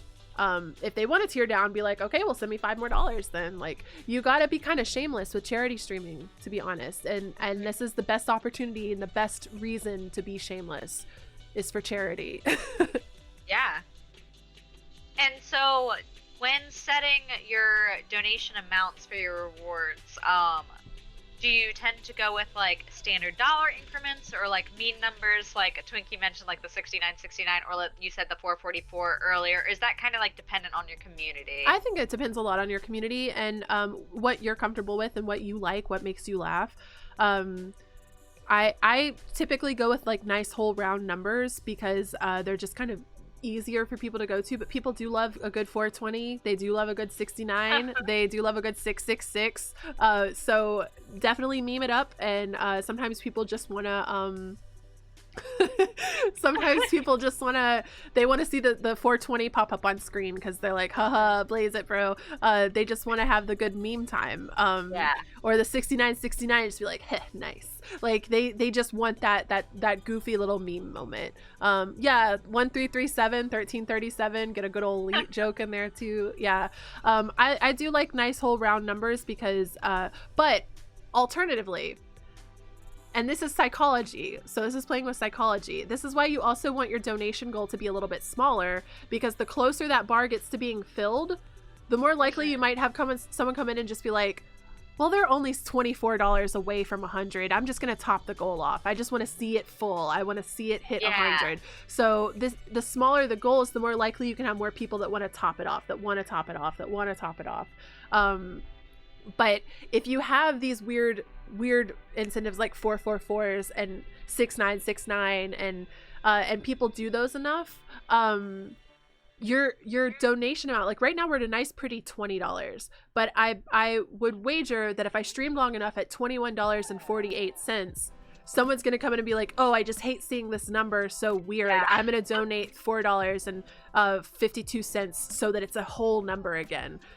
Sometimes people will just want to make that number look nicer, or they'll want to donate. So there's a little bit of psychology that goes into that kind of thing. Don't overthink it though. I'm just speaking from experience that I've noticed over the past, that the smaller the goal is, the more likely you'll get someone that wants to top it off. So err on the side of smaller goals. It's reachable. Yes. So they want to be that person who pushes it to the end. Like, it's a good reward in and of itself. Yeah, and that's a decent idea too, Marky Sparky. I mean, you could always add goals that are like certain incentives, and I'll follow you back on Twitter. Those do work kind of nicely, even for personal donation incentives, or like for your Patreons or fan houses and stuff like that. So anything that you think is going to incentivize your audience and is not too much for you. Like, you don't just want to follow a bunch of people and flood your Twitter if that's really important to you to have like a nice cultivated Twitter, like who you're following on Twitter. There we go. Nice, beautiful 333. Thank you so much, Anonymous, for the $3.33. Now we're at a nice 2333. Okay, so $5 and I'll poke you on Facebook. I don't even know if you can do that anymore, but okay. So what would be the highest dollar amount reward that you would realistically set? So regarding we talked about the $1, the $5, the $10, the $25, it the $50. Depends. Like, if I was gonna do a hair dye stream right now, I love my current hair color. You would have to probably pay me my entire donation goal to get me to dye my hair, but it's for charity. I'd probably do it for $500. If somebody donated $500, like they donated themselves $500. Now we hit $500. If somebody sent $500, I would dye my hair whatever color you wanted, because that's $500 for charity. Hair grows back. I can re-dye it. You know what I mean? So it's you got to sit there and question what's it worth to you. You know, so a hair dye stream, like, you might be someone that's like, whatever, I don't, hair dye is not $20 and I'll dye my hair whatever color you want. Like, but then a lot of people can donate 20. So how are you going to give everybody that goal? Do you know what I mean? And if it's something like a tattoo, that's really something you want to be a high goal. That's I mean, first of all, it's painful and there's limited space on your body and it's permanent. You want that to be, that would also be, I would be willing to get a tattoo for probably $2,000, because I really don't have a lot. I don't handle pain very well, so that would be a big ass goal for me as well. But something like a cosplay stream, that's not a big deal for me. Like, I'll cosplay for $100, to be honest. Like, I'll do you can pick what wig I wear on the next stream if you donate $100. You know what I mean? Like, or I'll switch my wig right now for, I'm not wearing a wig right now, but I'll put a wig on. You can let me swap the wigs out for $20, $30. That's easy. It's fun. It's silly. And then maybe you'll even get these situation where two people are donating back and forth because they're trying to take control of what wig you're wearing, or they're trying to take control of what game you're playing, or that's always a fun thing to have happen, is like a donation war. So you just gotta weigh, you gotta really weigh, what's this worth to me? Is this sustainable long term? And is this something I can realistically provide to multiple donators? Gotcha. So do you recommend, like, if you have something where, like, okay, you know, this is something that I am willing to do, if somebody does donate this amount, is it good to have something that is there in case somebody does really want that reward? Like, is it worth having in the first place? Or is it better to just focus on those smaller donations when you're a first-time charity streamer?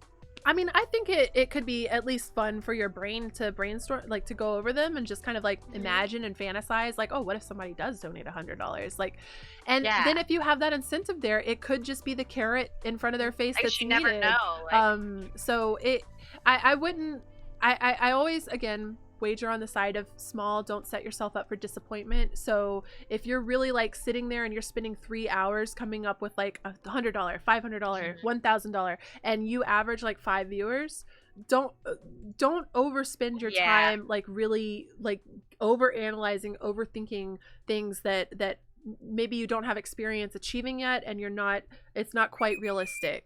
Thank you so much for the $1.66 anonymous. We're at $24.99 now for the low price of $24.99. Chase Beyond says Big Chungus tattoo for $1. That makes me think of whenever people post like $1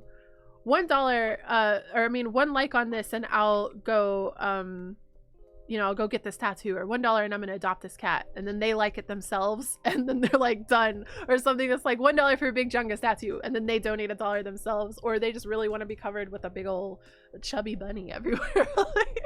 But yeah, I mean, even like a Big Chungus sticker, that's probably really good for certain communities, is like, and you could even go so far as to really prep for this. I know Panthera said you just said that you ordered stickers specifically for your stream. I did. Do you want to talk about that a little bit? So when I had been around in some other people's streams and things like that, I did notice a lot of like the stickers is a cute easy one for $1. Putting something on your background, like I have a green screen, so I actually got a bunch of like colored paper, and I'm gonna cut them out as fishes, and you'll be able to have a fish with your name on it, and I'll stick it on the green screen, so I'll have like all these fish behind me and things like that are like related to the charity but are easy. And then also, like, I play a lot of like Planet Zoo, so maybe focusing on like, you get to pick the next exhibit that I design, or name an animal, and things like that. Just kind of trying to stick with the coral theme. And so you could go out of your way to get little prep things.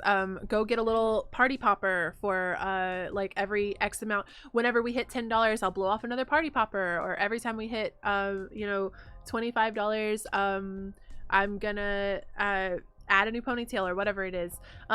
Duxley has a really good point, and this is something I'm absolutely guilty of, so apologies to my community for this, but Duxley says, make sure you have achievable goals. I know streamers who have made goals and haven't done any of them in years. So for Love Your Rebellion, I definitely set some like milestone incentives that I could not follow through with. honestly, because I didn't think we would hit the numbers that we were hitting. Love Your Rebellion was intense. It was crazy. We went above and beyond. I think we had like a $2,000 original goal, and we managed to get up to $12,000 as a community.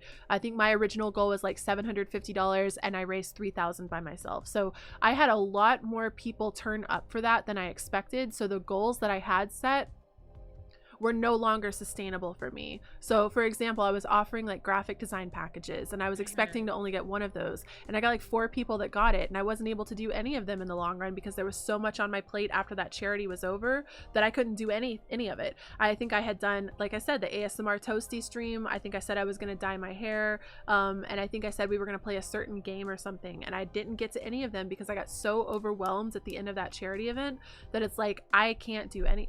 It was like, oh my god, I just said I was going to change my whole life now. Like, so don't set yourself up for failure in that regard. Don't add a bunch of these, you know, and really sit down and imagine to yourself when you're looking at your little list, what happens if I hit all of these goals? And what happens if I hit all of these goals twice? Can I do all of this? And see if it's really so again, apologies to my community, because the other thing that does is it affects in some ways the trust that your community has with you. And I know that there's like this thought of like, oh, well, they'll probably won't even notice that I didn't do this stream. They'll just assume they missed it or something like that. They might, you're right, they might the first time, but the second time and the third time and the fourth time, and especially the individuals that hit those goals that have an individual reward promise, not just a we're gonna stream this game, they're gonna notice. And having trust with your audience is the most important thing as a content creator in any regard of anything, whether it's charity streaming or anything else. So make sure that you can follow through with what you say. You want to be trustworthy, and you want them to have faith in what you're saying. Hi, That Creative Girl. Welcome in. Thank you for joining. Welcome from Instagram.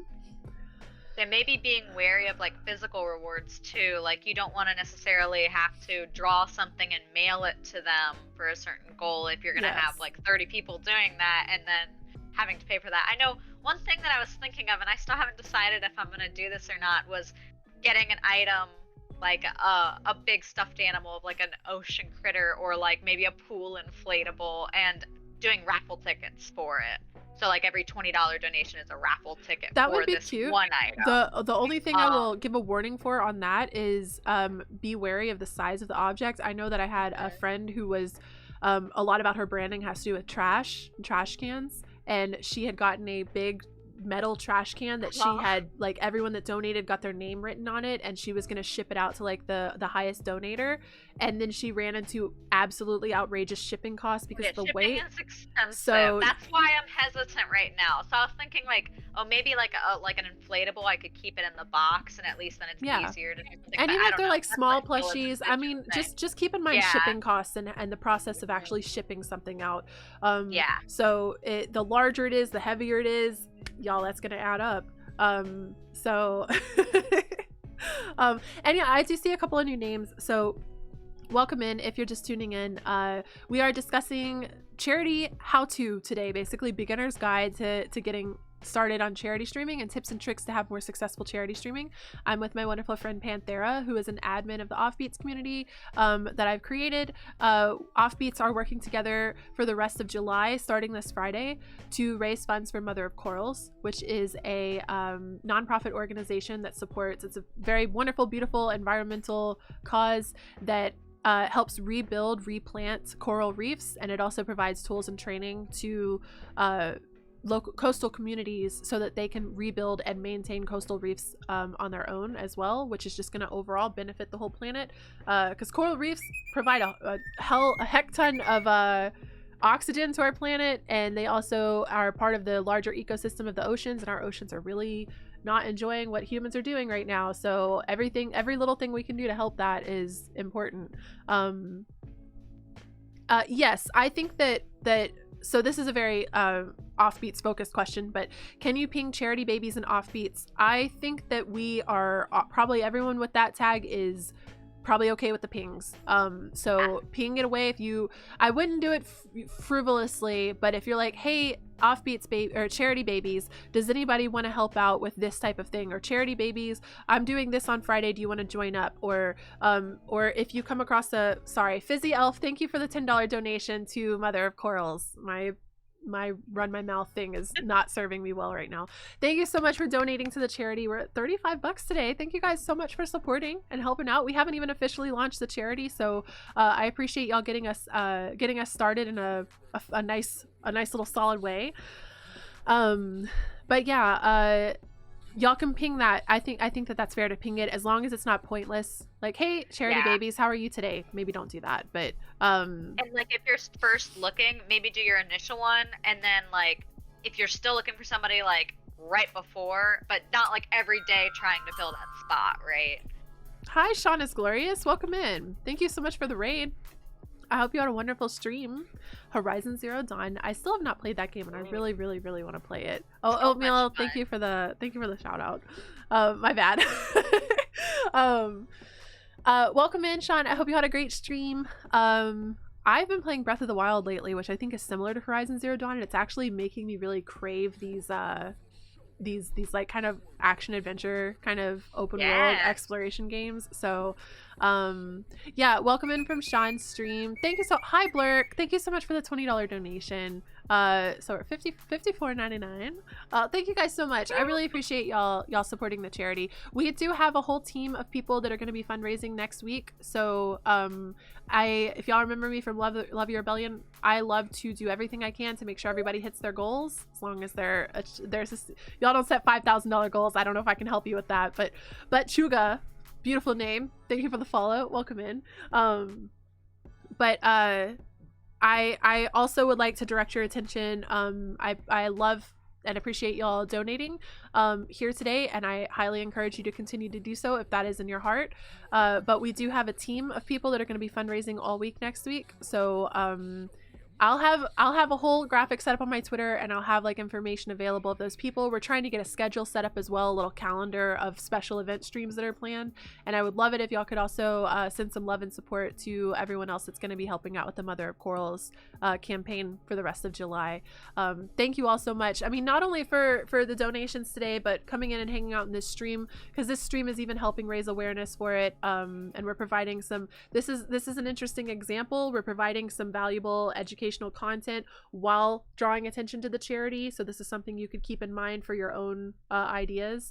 If there's something educational and valuable, like a panel of some kind you can provide to your community, maybe you're an ASMR streamer, looking at you, Wake, you could do a how to get started ASMR streaming and use that as a way to get a lot of eyes on you and promote the charity at the same time. Or maybe you're someone like me and I do like intense makeup looks sometimes, and I regularly see people asking me for a makeup tutorial, so I could sell out in a way to do that. Not selling out, I'd be happy to do a makeup tutorial at all, but it's something that I keep putting off. So this is something that I could say, well, this is demanded. So 501, see, there's a good example, you guys.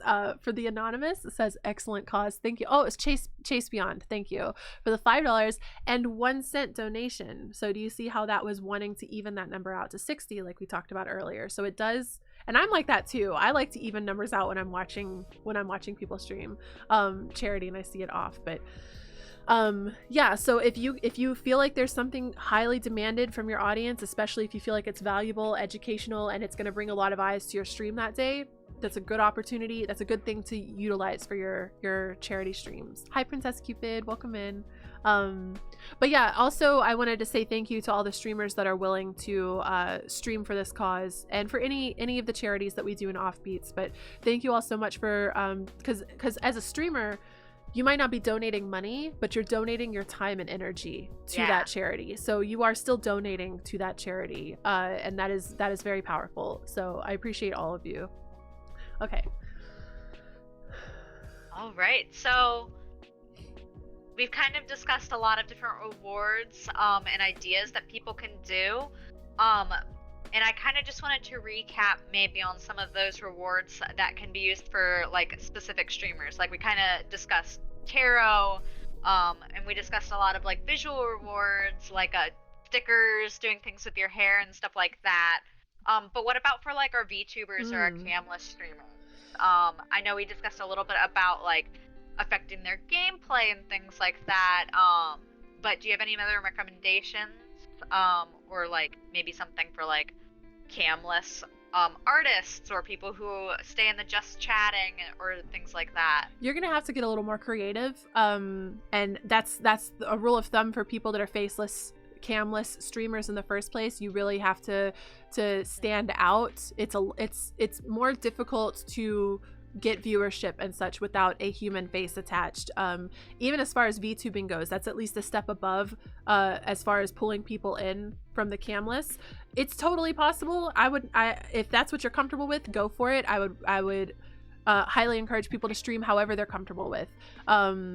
But it is undeniable. There's a reason that big corporations want smiling faces in their advertisements for this sunscreen lotion or whatever, like, because it psychologically works. So if you are a camless streamer or a VTuber, you're gonna have to get creative. It could be vocal. So think about what it is that makes your stream. Maybe you could sing a song, because that's an audio. So you're gonna have to focus on audio rewards, singing a song, or we do ASMR streaming for X amount of time, or anything like that. Like I talk with a voice modulator maybe, or something for a certain yeah, amount of time. that's a good one. Add you know, the little audio, like distort your voice, add the little sound overlays to your voice. As far as VTubing, I think that there's a lot of interesting ways you could take that. I mean, you could you know, for X amount, I'll stretch my VTuber's proportions out so she's 300% wide, you know, or she's really tall, or I'll flip her like a color filter, a black and white filter on top of that. I'll turn her upside down, or you get a little creative with how she's he or she, the VTuber character, they are displayed on the screen. Or maybe you switch scenes, and this is where you want to get creative with your visual elements on scene, adding the person's username to the overlay in some way, or adding maybe you can pick a Pokemon, and I'll go find a transparent GIF of that and put it on the screen, or little things that can affect the visual layout of the stream, or audio things that you can perform. Audio performances would be a good way to do that. And I guess you could still like a great way. Go ahead. I was gonna say, you could still technically eat stuff, but I don't think there's gonna be as much of a reward in that. You're just gonna have to really perform audibly the process of eating the jelly bean. You could still technically do that. If you don't know what a VTuber is, it's a virtual tuber, a virtual streamer. They are rising in popularity greatly, but they are 3D avatars, or sometimes 2D avatars that move with how you move. Sometimes they can blink and move their hands. It's a growing technology. It's very, very cool. So you can basically be a little video game character. You can be whatever you want. It's a very fun, like, interesting role play thing, and it's also great for people that are camera shy, or not confident on camera, or have privacy concerns, and all kinds of stuff like that. It's a pretty neat little avenue for people to be able to take as far as being a content creator. So, too, if you are like a VTuber or a camless streamer, maybe looking for people in your niches and searching for like the charity tag under those types of streamers to get ideas. See what other people are doing. Absolutely. Market research is the technical term for that, I suppose. Just going in and just going in and checking out what other people in your niche, in your category, do as far as charity streaming, and kind of brainstorm some ideas. That's what I just did when I launched my fan house recently. I followed a bunch of people on Fan House and saw what they were doing, saw what I thought would work for me, and what wouldn't work for me. Oh, well, that's a good idea, but it actually inspired me of this idea instead that would work better for the way that I do things. Definitely just go get inspired from other people that are doing this. Don't copy. Get inspired. Yeah, those are two different things. Yeah. All right, we're really getting through all these questions. I've got a couple more. I feel like a lot of these we've covered too. Like, we've discussed about having those big rewards to push your community towards, whether that is your first goal that you want to reach as a community, or milestones up to that big goal. So for 1 minute, let's just talk about stretch goals. Is it something that you as a streamer should plan for from the beginning, or is it better to just focus on the actual attainable or attaining your normal goal in the first place? I think that a stretch goal is definitely good to have in your back pocket. But I will say, like, for Love Your Rebellion, I had no idea. We had to stretch that goal 4 different times, I think. And I started out with kind of, I would say, like, medium to high expectations we were going to hit our first goal as a community. I was feeling pretty confident, but I was also not going to be disappointed if we didn't. So it was kind of the goal that I set for myself, and Offbeats as a whole. And when we hit it, it was like, okay, now I'm really going to push this to what I felt like was unachievable, which was doubling. So I think our first goal was like 2,500, and I doubled it to 5,000, and we hit that, or maybe it was like 3,500. I think I just bumped it up a little bit. And then we hit that within like a day or two. And so I was like, oh my God. So then I bumped it to, I was like, all right, if y'all are going to hit these little small steps that I'm taking. So if you've got a $500 goal and you hit that, don't just up to $600. Go ahead and up to 1,000. Go ahead and just basically double it. If you hit it in a very quick amount of time. If you're fundraising for a week and on the day before it ends, you hit your goal, maybe just add an extra $100 or $200, whatever's like proportionate. But maybe don't double when you only have 1 day left out of a 5-day event that you've been doing. But if you're raising for a week and on day 2 you hit your goal, double it. Kind of keep it proportionate to how much time has already been invested and how much time you have remaining. And by the time we hit that 5,000, we were still not even halfway through the campaign. So I think I upped it to 7,500. So I just continued with that 2,500, 2,500, 2,500. And then by the time we hit that third one, I was literally like, I don't even know what to do with y'all anymore. And I set it at like a very unattainable, like, I think I did up to 12,000, but then y'all hit it again. So it's again, like, you play it by ear, and no, you shouldn't expect to have 5 stretch goals, but expect at least 1. Go ahead and just have it in your back of your mind, back pocket. Maybe even have the idea of what you're going to offer for it. So like, I can be like, yeah, I really am just trying to raise $750. But if we did manage to get 1,500, y'all, I would play Resident Evil 8. So I can kind of like tease people into really trying to push as much as they could. Hi, Salt and Petty. Thank you so much for the 25-month resub. You are so great. Thank you so much. I hope you're doing well. So yeah, keep them in your back pocket, but don't obsess over planning that. Yeah. So maybe like in your initial brainstorming process, if you have a lot of like really big rewards, that might be something to kind of like keep in your back pocket or tease, but don't like push yourself to have to come up with a bunch of really big stretch goals right from the get-go. Yes. And then I have a question from Twinkie Talks from earlier. Okay. How do you recommend planning collab streams? And how would you go about handling donations in that case? All to one channel or splitting it between the individual channels? This is a little complicated in certain ways. So it's y'all need to have that conversation together with whoever you're collabing with. But there's sometimes where you're going to collab stream and you're the only one fundraising, but you've just invited a couple of friends on. I did this last summer when we raised money for my cat's vet bills. I was raising the money, but I invited a friend on. So like, I think we had Mia Bite on to play golf with friends. Mia wasn't fundraising, so it was all going to my charity, but she was there to create fun content, worth like valuable content. And I had Bother Sean on, who came in and we did a stream coaching session. So he was not fundraising in any way, shape, or form. He was just there to help me create content that people were willing to donate for, the stream reviews. So there are some cases where you're going to invite people or collab with people that are not actually hi Jupiter Sprite, thank you for the host.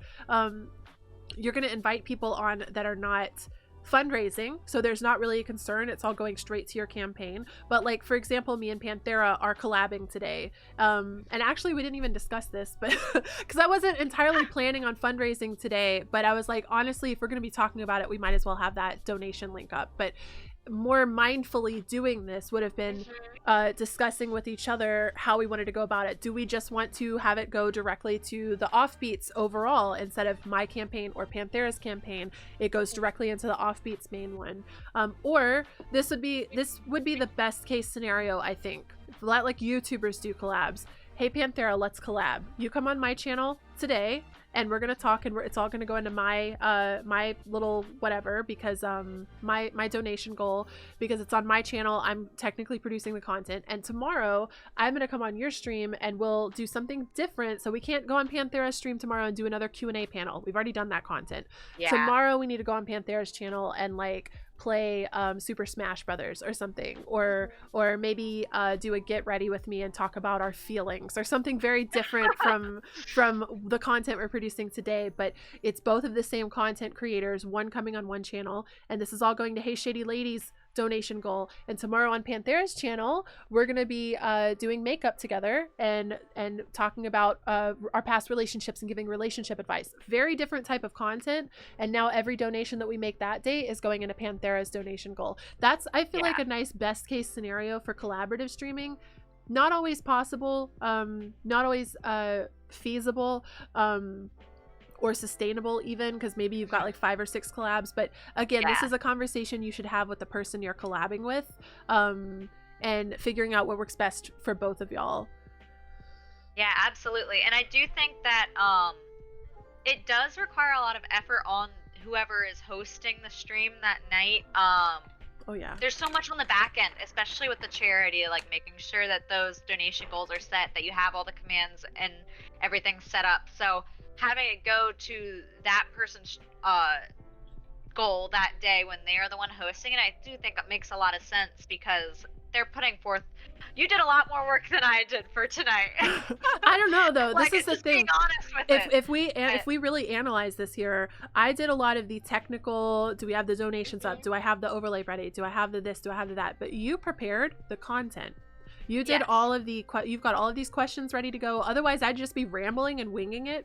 And hoping chat had some good questions. But you did a different type of prep that was just as difficult, I would say, in a different way. So mine was this like, are the screens right? Is the chat bot open? Is the, have I done this? Have I done that? Like, that's the technical element of it. You did the creative element of it, right? So I think this is what makes a good collab though, is having people meet on the same level. I do want to mention that collabs with like 5 people, so we're all playing Among Us, that's a much more difficult route. And I would actually say whoever initiated the idea, it's their donation bar is kind of how I would go about that. Whoever does all the planning work, gets all the people together, went out of their way to start it up, that would probably be their collaborative stream featuring these guests, if that makes sense.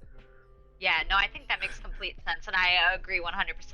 I do think that, like, especially if you guys are like streaming simultaneously, and I think that in some other like content regarding streaming, it's been discussed a lot before, where like when you're both streaming at the same time, you are kind of fighting each other for that same audience, and it's almost never better than just taking turns, and you send your community that way one day, you bring your community over here the next day, and same goes for charity streaming. Like, do you really want to split those donations? How many different people are you guys actually choosing from? Or like, for example, for offbeats, a lot of the same people are probably going to be bouncing between a lot of these streams. So do you really want to be, quote unquote, fighting for those donations? I definitely agree. Yeah. You could just be staggering it. Because imagine if Panthera had been streaming on their channel today. We would have an issue of the same viewers wanting to look at both streams because they want to support both of us. And also 2 different chats going. So Panthera's talking to a different set of people than I am, and it would just get very confusing. So it's a lot better to funnel everyone to one spot at a time, which is why I say best case scenario is today we go on my stream, tomorrow we go on your stream. It depends. Like, that might not work for it. Like, y'all might not have the energy to do 2 streams that week, and it's just a one-time thing. And in that case, it's almost like, who pays for the dinner bill? It's like, well, whoever invited you on the date, whoever's idea it was for the date, you should probably try and foot the bill. And maybe the other person's like, no, let's split it, and that's all fine and good. Like in this case, this is a no, let's split it. We'll put it, I guess. I don't know, that example didn't work as well as I wanted it to. There's always like future ways to, I mean, there's obviously benefits to collabing and things like that too. You're building that networking, you're making that connection with another person who is also in your same niche or similar or whatever. So while you might not get an immediate return from your collab, overall it's going to help you as a streamer in the long run, or a content creator. And I love the term cross-pollinating audiences. So Panthera's audiences is coming in here, and they're getting to know me a little bit, and my audience is getting to know Panthera a little bit. So y'all are more likely to go check out her channel and see her live, because you now know who she is. You've had a chance to see her energy, and yeah, collabs are beautiful. There's a reason that I don't know. I don't feel like collab culture is very big on YouTube anymore. I feel like it was a couple of years ago, but maybe it'll be on. Maybe it'll swing back. I feel like Twitch in the last year has been collab central because of pandemic mode, and everyone's just like, let's play Among Us, and then everyone got sick of Among Us. Did you notice? Like, everyone's like, God, I'm really quick. That game kills friendship. Oh my God. Among Us would be a pretty fun game that you could do a lot of silly incentives for, though. That one, especially with the mods. Yeah, that one that's probably a pretty fun. I imagine for the viewers as well, that's probably a fun collaborative stream to support a charity through. And then also, just one more thing about collabs, but looking from the point of view of somebody who hasn't done many collabs or things like that, but especially going into something new like a charity streaming campaign, it helps take some of the pressure off. Like, you don't have to worry about, like, oh, am I going to be talking to, do I just have to talk to myself for the first, like, however many minutes because my chat is slow? At least I have this other person to chat with. They're bringing their community over. Like, we're engaging. It just kind of helps. You know, you're both in this together, and you have somebody to help you out and to kind of hold your hand, for lack of a better term, at the beginning, and get you, walk you into the shallow end of the pool, down to the deeper end. Like, but yeah, so it just kind of helps make it more comfortable. Absolutely, yes.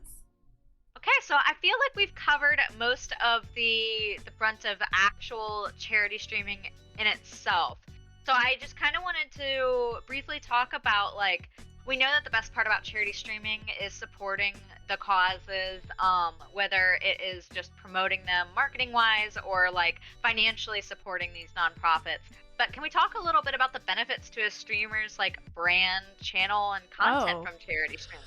So this might sound selfish, but how this question was phrased, but I feel like it's good to talk about. It's absolutely going to, I guess, increase and add value to your brand. It's going to make you look good. In other words, to put it very bluntly, it makes you look good to raise money for charity. It makes you look good to be a charitable person that cares about other people and cares about other, you know, situations going on in the world, disadvantaged people and environmental concerns. It makes you look good. That being said, probably don't do charity for superficial reasons, because there's also a bit of a meme of like, oh, so and so got into a scandal and now they're raising money for charity to try and, you know, it's a PR stunt basically. So yes, it's going to help improve, I guess, public relations. It's going to make you look like a kind, caring person that, you know, whatever. And as far as like to just the regular human, the viewer, the audience, it will probably improve their opinion overall of you as a person. And as far as business wise goes, so I'm talking about this in a very business way, so it makes me feel very like almost on that like sociopath vibe of discussing this type of thing. But as far as businesses and companies go, companies love to see the metrics of how much you've raised for charity.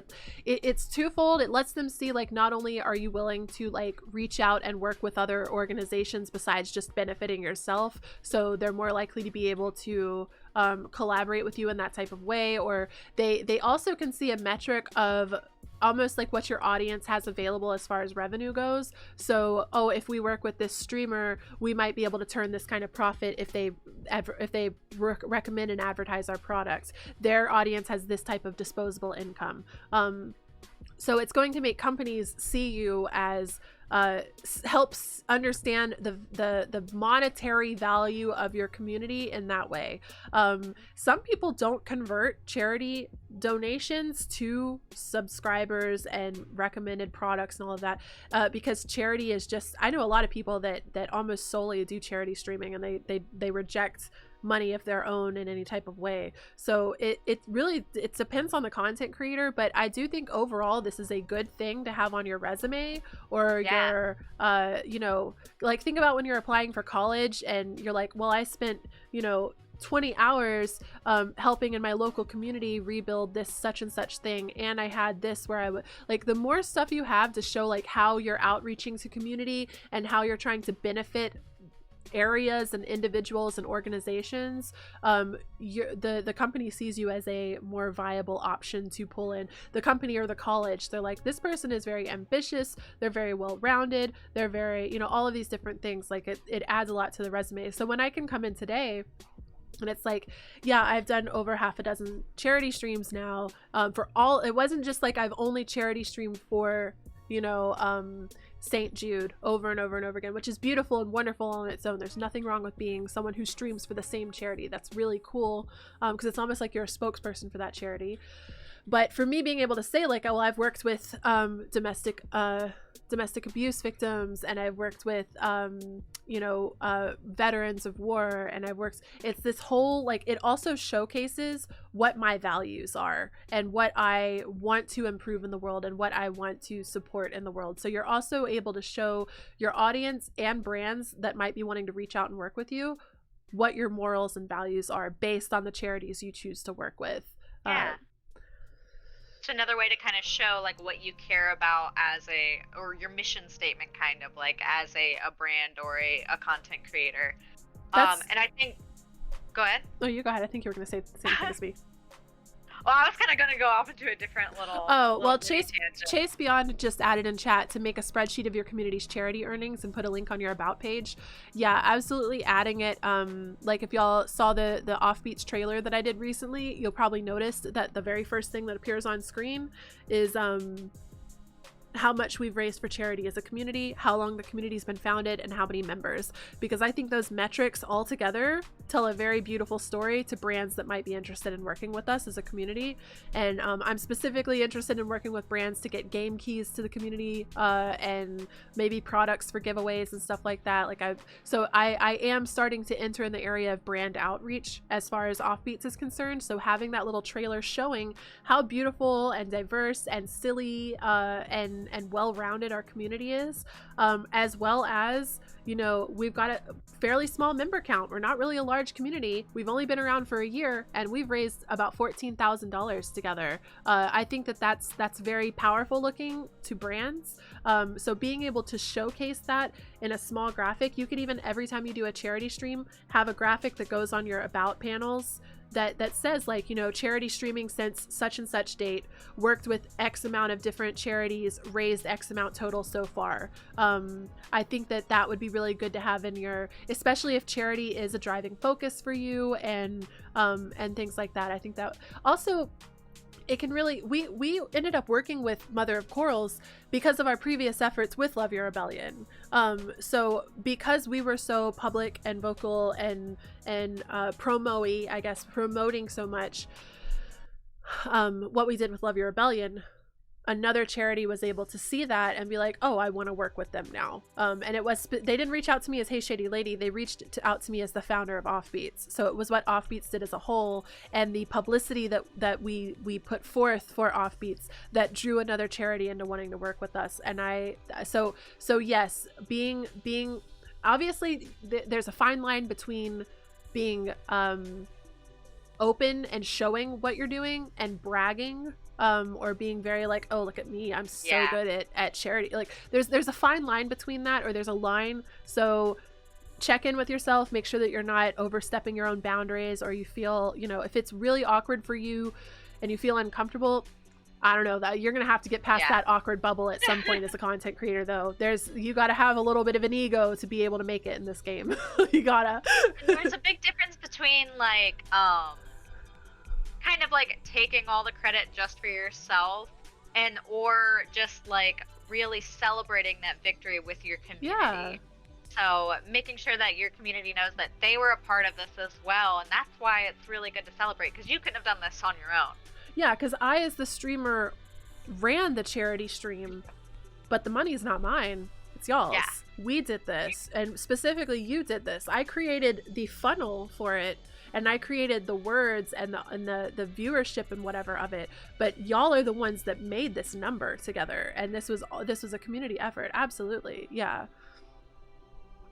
Yeah, I'm thinking I might, to answer Princess Cupid's question, is this VOD going to go up on YouTube? I will probably pull a couple of key talking points out of this to go on my Hey Shady Lady channel, but I think I'm going to upload the full unedited one to the Offbeats YouTube channel, and I'll have links available. Like, I can probably go ahead and download and just re-upload this directly. The VOD will obviously be available on my channel for I think 2 or 4 weeks, however long it is with Nitro, or Twitch Prime, whatever it is.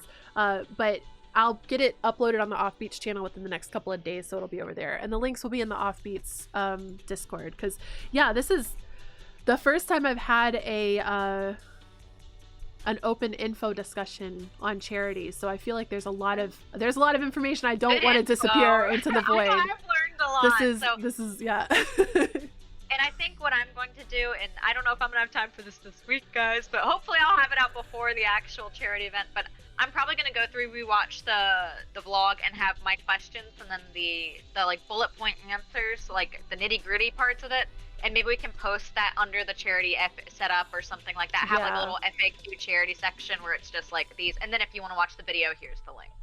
But yeah, so going off what you were talking about earlier, I love what you said about like something to add to your streamer resume. But I feel like charity streaming almost in its own sounds like a unpaid sponsorship for a brand, essentially. So like when eventually going to maybe other brands or sponsorships, when you're looking for people to actually like invest in you and your brand, you're able to show that you are able to professionally work with clients and charities. You're able to successfully market and sell a product, whether it's charity or an actual item, and you're willing to put in the work and the effort to achieve goals and get results. So I feel like it builds a lot of those skills that you can then apply to other areas to get income and things like that.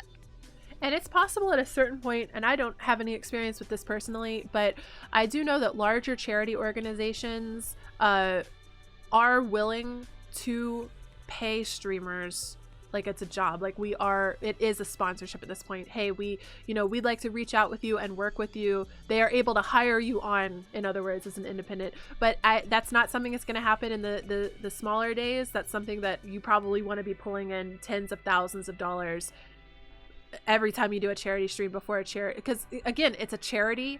They do have like a larger ones have this ability. They have an a budget, and promo and stuff is always like a high focus for, we want to get advertisement and stuff for our charity. So there are companies, there's possibilities long term, if this is something you're really interested in doing long term. It is possible, I think, that this could lead to paid opportunities from charity organizations and stuff, but that's not something that I would go into this expecting or wanting or have that be your motivation at all. No, definitely agreed. But now, let's say maybe you were thinking about starting your own charity or something like that. I'm really thirsty. You might be able to get... I'm going to quench my thirst with this pure sugar. I'm just kidding. It'd be like... But yeah, so I think that's pretty much covered all of my questions. So I have one little final wrap up. Okay. That I think will be a good ending note. But let's say an Offbeat decides to join the charity, the campaign very last minute. Let's say the day before, or even during the campaign period, as we talked about, they can even join the last day, or even after us, the campaign is still technically going. What is the bare minimum that you would suggest that they do in order to have a successful charity stream? Get your Tiltify set up. Get your Tiltify set up. Get your overlays added. Spending an hour or two, I'd budget about 2 hours to do some charity prep and make sure that you're registered on your Tiltify. Make sure your campaign is set up. Make sure you've published your campaign. Make sure you've got the overlays, the donation bar, the alerts registered. You've got to go on Streamlabs or Stream Elements and make sure the alert is registered and ready to go. Make sure your chatbot has the commands. The bare minimum, like I said earlier, you could literally go live and just copy and paste the link. You don't have to have all the bells and whistles, but if you want smooth, seamless, nice and easy kind of experience as the content creator, you want to put in that prep work. And it's only, you could probably do it in an hour, but if you've never used Tiltify before, you want about 2. It's a little bit of a learning curve, and it's a little tedious, but it is the best website available for charity fundraising through streaming available, period. That's true. Yeah, you don't have to be in the offbeats to support the charity. Yeah. You can go directly to the Mother of Corals. Let me get the link for that really quick. You can go directly to Mother of Corals. They have a Tiltify campaign of their own. Like I said, they're trying to raise $20,000 as an organization. So there is my link that you could donate directly to me, or you could go to I'm supporting the Offbeats group. And the Offbeats are trying to raise $3,500. This is the pyramid thing. So me, I'm trying to raise $1,500.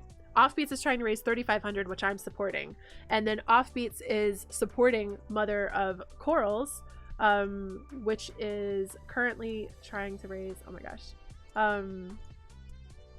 20,000. And there's the link to the Mother of Corals one. And you can see they're at $175 so far. They've got a little bit going. And the idea is that they would reach down to different smaller, or as the charity, they're going to reach down to smaller organizations that have a spiderweb effect of the people, almost like a pyramid scheme, multi-level marketing, except it's for a good cause. So yeah, the more people under your umbrella, the more that they're going to be able, they only have to get 5 umbrellas, and then they have like 30 people total they're going to be funneling upwards. And that's the whole point, is to send all the way up to the tippy top. So okay, do we have any? So, oh, you go ahead. I was just gonna say, so to just reiterate that, so like let's say you want to do a pretty successful charity stream, but it is last minute. Get your Tiltify set up, maybe just do your basic like donation alerts, set a nice small manageable goal, and then just focus on like maybe a couple small easy rewards that you can do through like gameplay or something like that. Yes. Yeah, I would have your information ready about the charity. Yeah, so ideally a charity stream for you would look like you have everything prepared, you've tested your alerts, you know they work, the donation bar is ready to go, you have your command ready, you've already tested it and it works. You hit go live. The first 15. Lumpy Shinobi, thank you so much for the raid. Hi, Tifon Batsy. Welcome in. How are you? Rowan, did that happen to you? Rowan said, keep your cats away from your power bar so they don't turn off your charity stream an hour in. That sounds very specific. Sounds like experience. Welcome in from Lumpy Stream. Thank you so much for joining. Lumpy is going to be, hi Fuzzy Jello. Thank you for the resub. How are you doing? Lumpy, I believe, is going to be participating in the charity campaign, so definitely send some love over to his channel and keep an eye out for his upcoming charity streams. Okay, so ideally a charity stream would look like you have all your prep work done beforehand, you've tested the alerts, you've tested your chat commands, you've got the link in your Twitch panels, everything's good to go. You checked that link and you made sure it's an active link, it's not broken. You click go live, wait for everyone to funnel in, starting soon screen, everyone gets here, and you have a 15-minute monologue or whatever. It's just you sitting there, hey everyone, what's up, how are you, I've missed you, I hope you've been well. So yeah, today I'm doing a charity stream and this is what it's all about, and I'm trying to raise this amount, and over here on the screen next to me, if you donate $5, I'll put a sticker on my face. If you donate this amount, if you donate this amount, and our stretch goals, like, or our milestones, at $300 I'm gonna play this game, at $500 y'all pick my hair dye, at $1,000 I'm gonna cosplay XYZ, and at $1,500 we're gonna play this game I hate that I will really scare me, and oh no, like you lay out the small little rewards of what they get for the individual donations that day. You show the community incentives and milestones. This is all in your little 15-minute we're starting the stream thing. You tell them what the incentives are and the milestones. You make sure you express what the community is, what the goal is with the community, what they support, and all of the information you know about the charity itself. And then you go into your content for that day. And every time you have a donation, that's an opportunity to advertise what the donations. So, oh wow, thanks for the $10 donation. Wow, that actually, let's look over here on my scene that I have prepared that shows all of our Lumpy. Thank you so much for the $9.69. Oh my god, we're at $69.69. Y'all are such trolls. Me too. That's great. Thank you so much for the Thank donations. you, Lumpy. So every time someone donates, this would be the opportunity. Lumpy, thank you so much for the $9.69 donation. Actually, you were 31 cents short of the $10 reward, which would have been me eating a jalapeno, but you did get the $5 one, so I'm going to put a sticker on my face. That way I kind of, you know, I let everyone know, oh shit, if he had put in $10, there would have been a pickle shot. Okay, or jalapeno shot. I keep changing it. Yeah. So, well, actually now I'm going to donate $10 because I really want to see her eat a jalapeno. Like, and again, make sure you dramatize or be like, oh my god, if you had, I'm so glad you didn't send in $9.69 and not 10. Phew, if you had sent in 10, I was gonna have to eat a jalapeno. And god, the last time I had a jalapeno, I almost threw up. La la la. Like, you really want to like build, you know, incentivize people to want to unlock that. So every, like, when Lumpy donates here, I switch over to my scene. This is another thing you could do as prep that has your little, I know Rowan is also pretty good about this with their charity streams. They have scenes set up that showcase on the actual scene. Like, instead of Panthera being there, imagine the list of incentives of like $5 is this, $10 is that, $50 is this, and then your little milestones. And then after you're done, like, thanks for the $9 donation, you get this and that and the other. We're really close to our $200 goal, or I guess right now we're really close to our $100 milestone, which is, you know, me putting on my cat onesie, or me switching the game, or whatever it is. And then as soon as you're done with thanking for the donation and explaining, you know, what it unlocked and what you're close to hitting, switch back to your game content and go back into your normal content. And every time you get a donation or a raid, go back to promoting that information. Keep it short. Don't spend 30 minutes on that scene every time, about 5 minutes or so. And then if you don't have anyone that donates for about a half an hour, or anybody that raids or anything, maybe just go into your little 2-3 sentence like, oh yeah, just so you guys remember, we are fundraising today for Mother of Corals, and you know, nobody's donated the $5 yet, and I don't have any stickers on my face, and I got a lot of space over here for some stickers. Like, just do a little verbal shout out to what the reward is for, what it's going to. Not, again, that should be just about a 15 to 30 second spot where you're just kind of verbally reminding people that that's happening. And you'll see today I have gotten an exorbitant amount of raids. And why is this? Because I promoted that we're doing a charity stream today. I've promoted that we're doing a charity event this week. I don't normally get this type of raids on my channel. And I know that several of y'all raided today specifically to support the charity, and y'all were only able to do so because I let y'all know ahead of time from the charity stream that it was happening. So y'all already knew in advance, oh yeah, Shady's gonna be charity streaming this week. Like, if I know someone's got a birthday stream that week, I'm gonna try to raid them, or you know what I mean? Let people know what you're doing so they know that they can come out and support. Raids are an amazing non-monetary way to support someone who is charity streaming, because it's giving them that viewer boost, it's getting them more eyes. There might be some random generous person that's like, yeah, I got $500, here you go, let's support charity today. Like, you never know what it's going to lead to, which is why raids are so powerful. And now, real quick, because we talked about like starting off with that 15-minute like spiel when you get started with your charity stream. Do you still recommend that for those of us, including myself, who might not have people waiting at the beginning, or should you wait until you maybe get your, okay, we've got 3 or 4 people talking in the chat now I will give my big presentation, so to speak? I would still get in the habit of doing your just chatting section at the start of streams, because I think it's just a pretty good strategy for streamers anyway, to have that little community moment. And I also think that it's going to give you that little bit of practice. So no, there might not be someone there ready to listen to it, but you could also, this is my favorite advice to give, but just plan to cut that out of your VOD and use it on your Twitter. Post it somewhere else, like cut the 2-minute speech of you saying, we're raising money this week for yada yada yada, and it's, you know, we're raising money this week for Mother of Corals, and we're supporting, you know, rebuilding coral reefs and all of this kind of stuff, and then cut that. And maybe there wasn't anyone there to listen to in the stream, but you can put it on your Twitter, and that could give the promotion use you that need. Time for at least something else, so that way even that time is still usable even if you're not talking to real people yet. That's a great idea. Okay, so do we have any questions in chat before we wrap up here? Yeah, that's all my questions.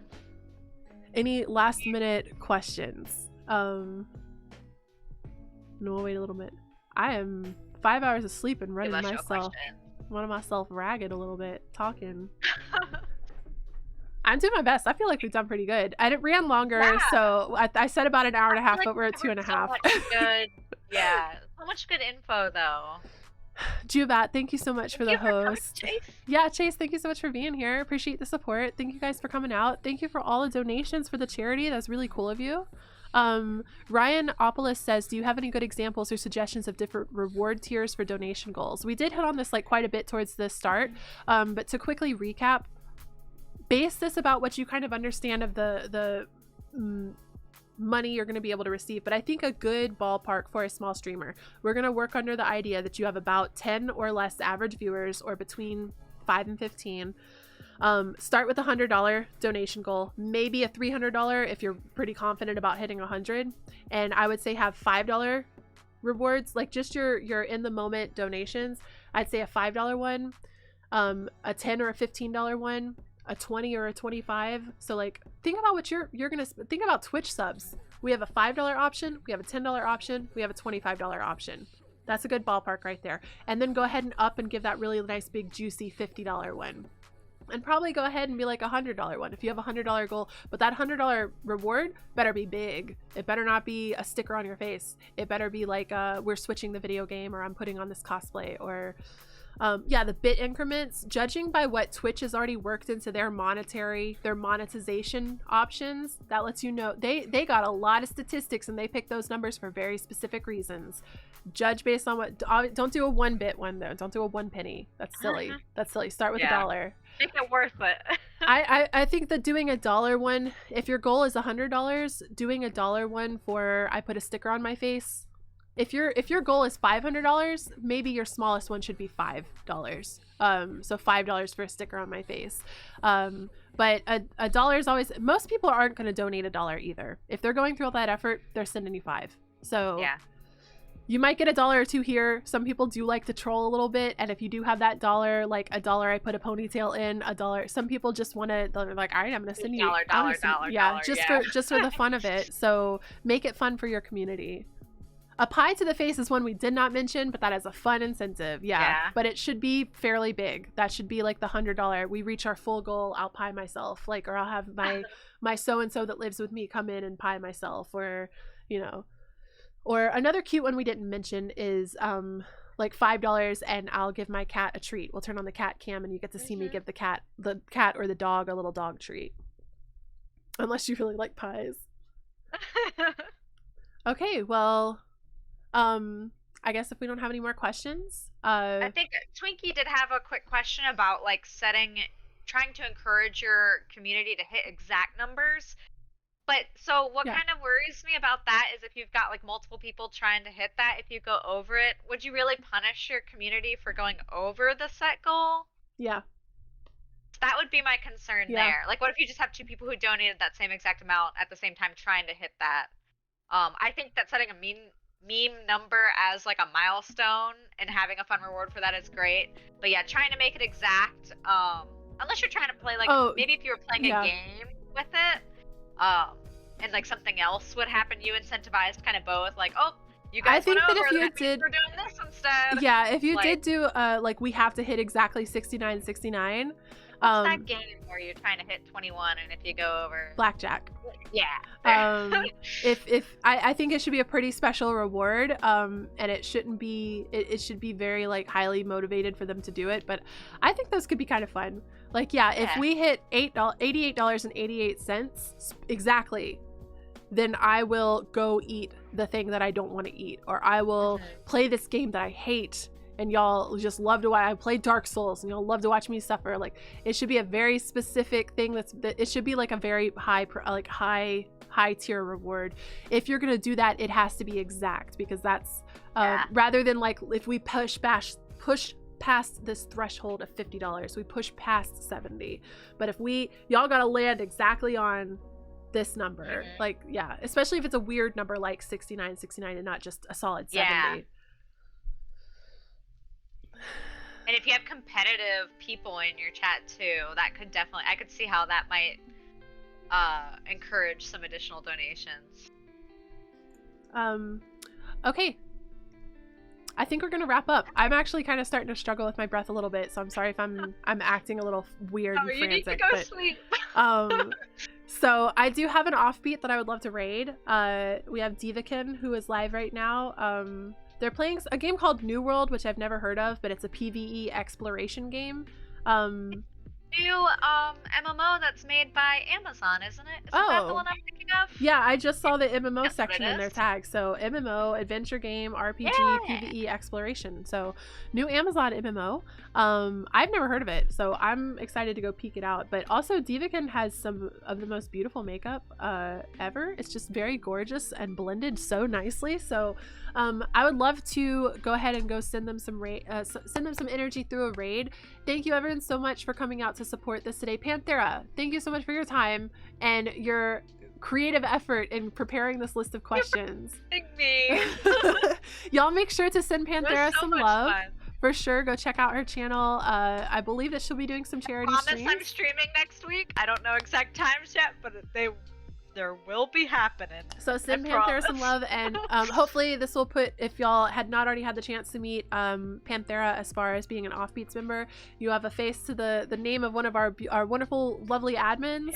So yeah, and if y'all are interested in joining the charity as a streamer in any way, shape, or form, you can join my Offbeats community, and we've got a lot of information there, or you can also reach out to me in DMs anywhere, Twitter, Instagram, Discord, and I'm more than happy to help out, get you set up with that, because the more the merrier. We got a big old goal we're trying to hit, and we'd love to have some help reaching it. So yeah, with all that being said, I'm gonna go ahead and get the raid command typed in for Diva, who has 3 eyes in their name. And we're gonna send some love over to them while they teach us about this new MMO, which is good because I've been looking for an MMO anyway. So, all right. I hope everyone has a great night. Thank you so much. You're all beautiful. Thank you so much to the wonderful Offbeats for helping us have all of this good energy with charity. And thank you to my community for getting us up to 69.69, you bunch of trolls. I'll see y'all. My next stream is Thursday at 7 p.m. Eastern Standard Time. I will be interviewing Krista Shu, the founder of Mother of Corals. If you have any questions or just want to get to know her a little bit and understand, this is fantastic if you're going to be fundraising for Mother of Corals. You don't have to tune in, but I think it would be in your best interest to listen, because you're gonna get to know her personally and understand her personal mission, and you will be able to sell the charity a lot better with the information that you should be able to get from the stream. But you don't have to. You can just go on their website and get the basic information. I don't want to like strong arm y'all into coming to my stream on Thursday, but y'all should come to my stream on Thursday and say hi to the founder.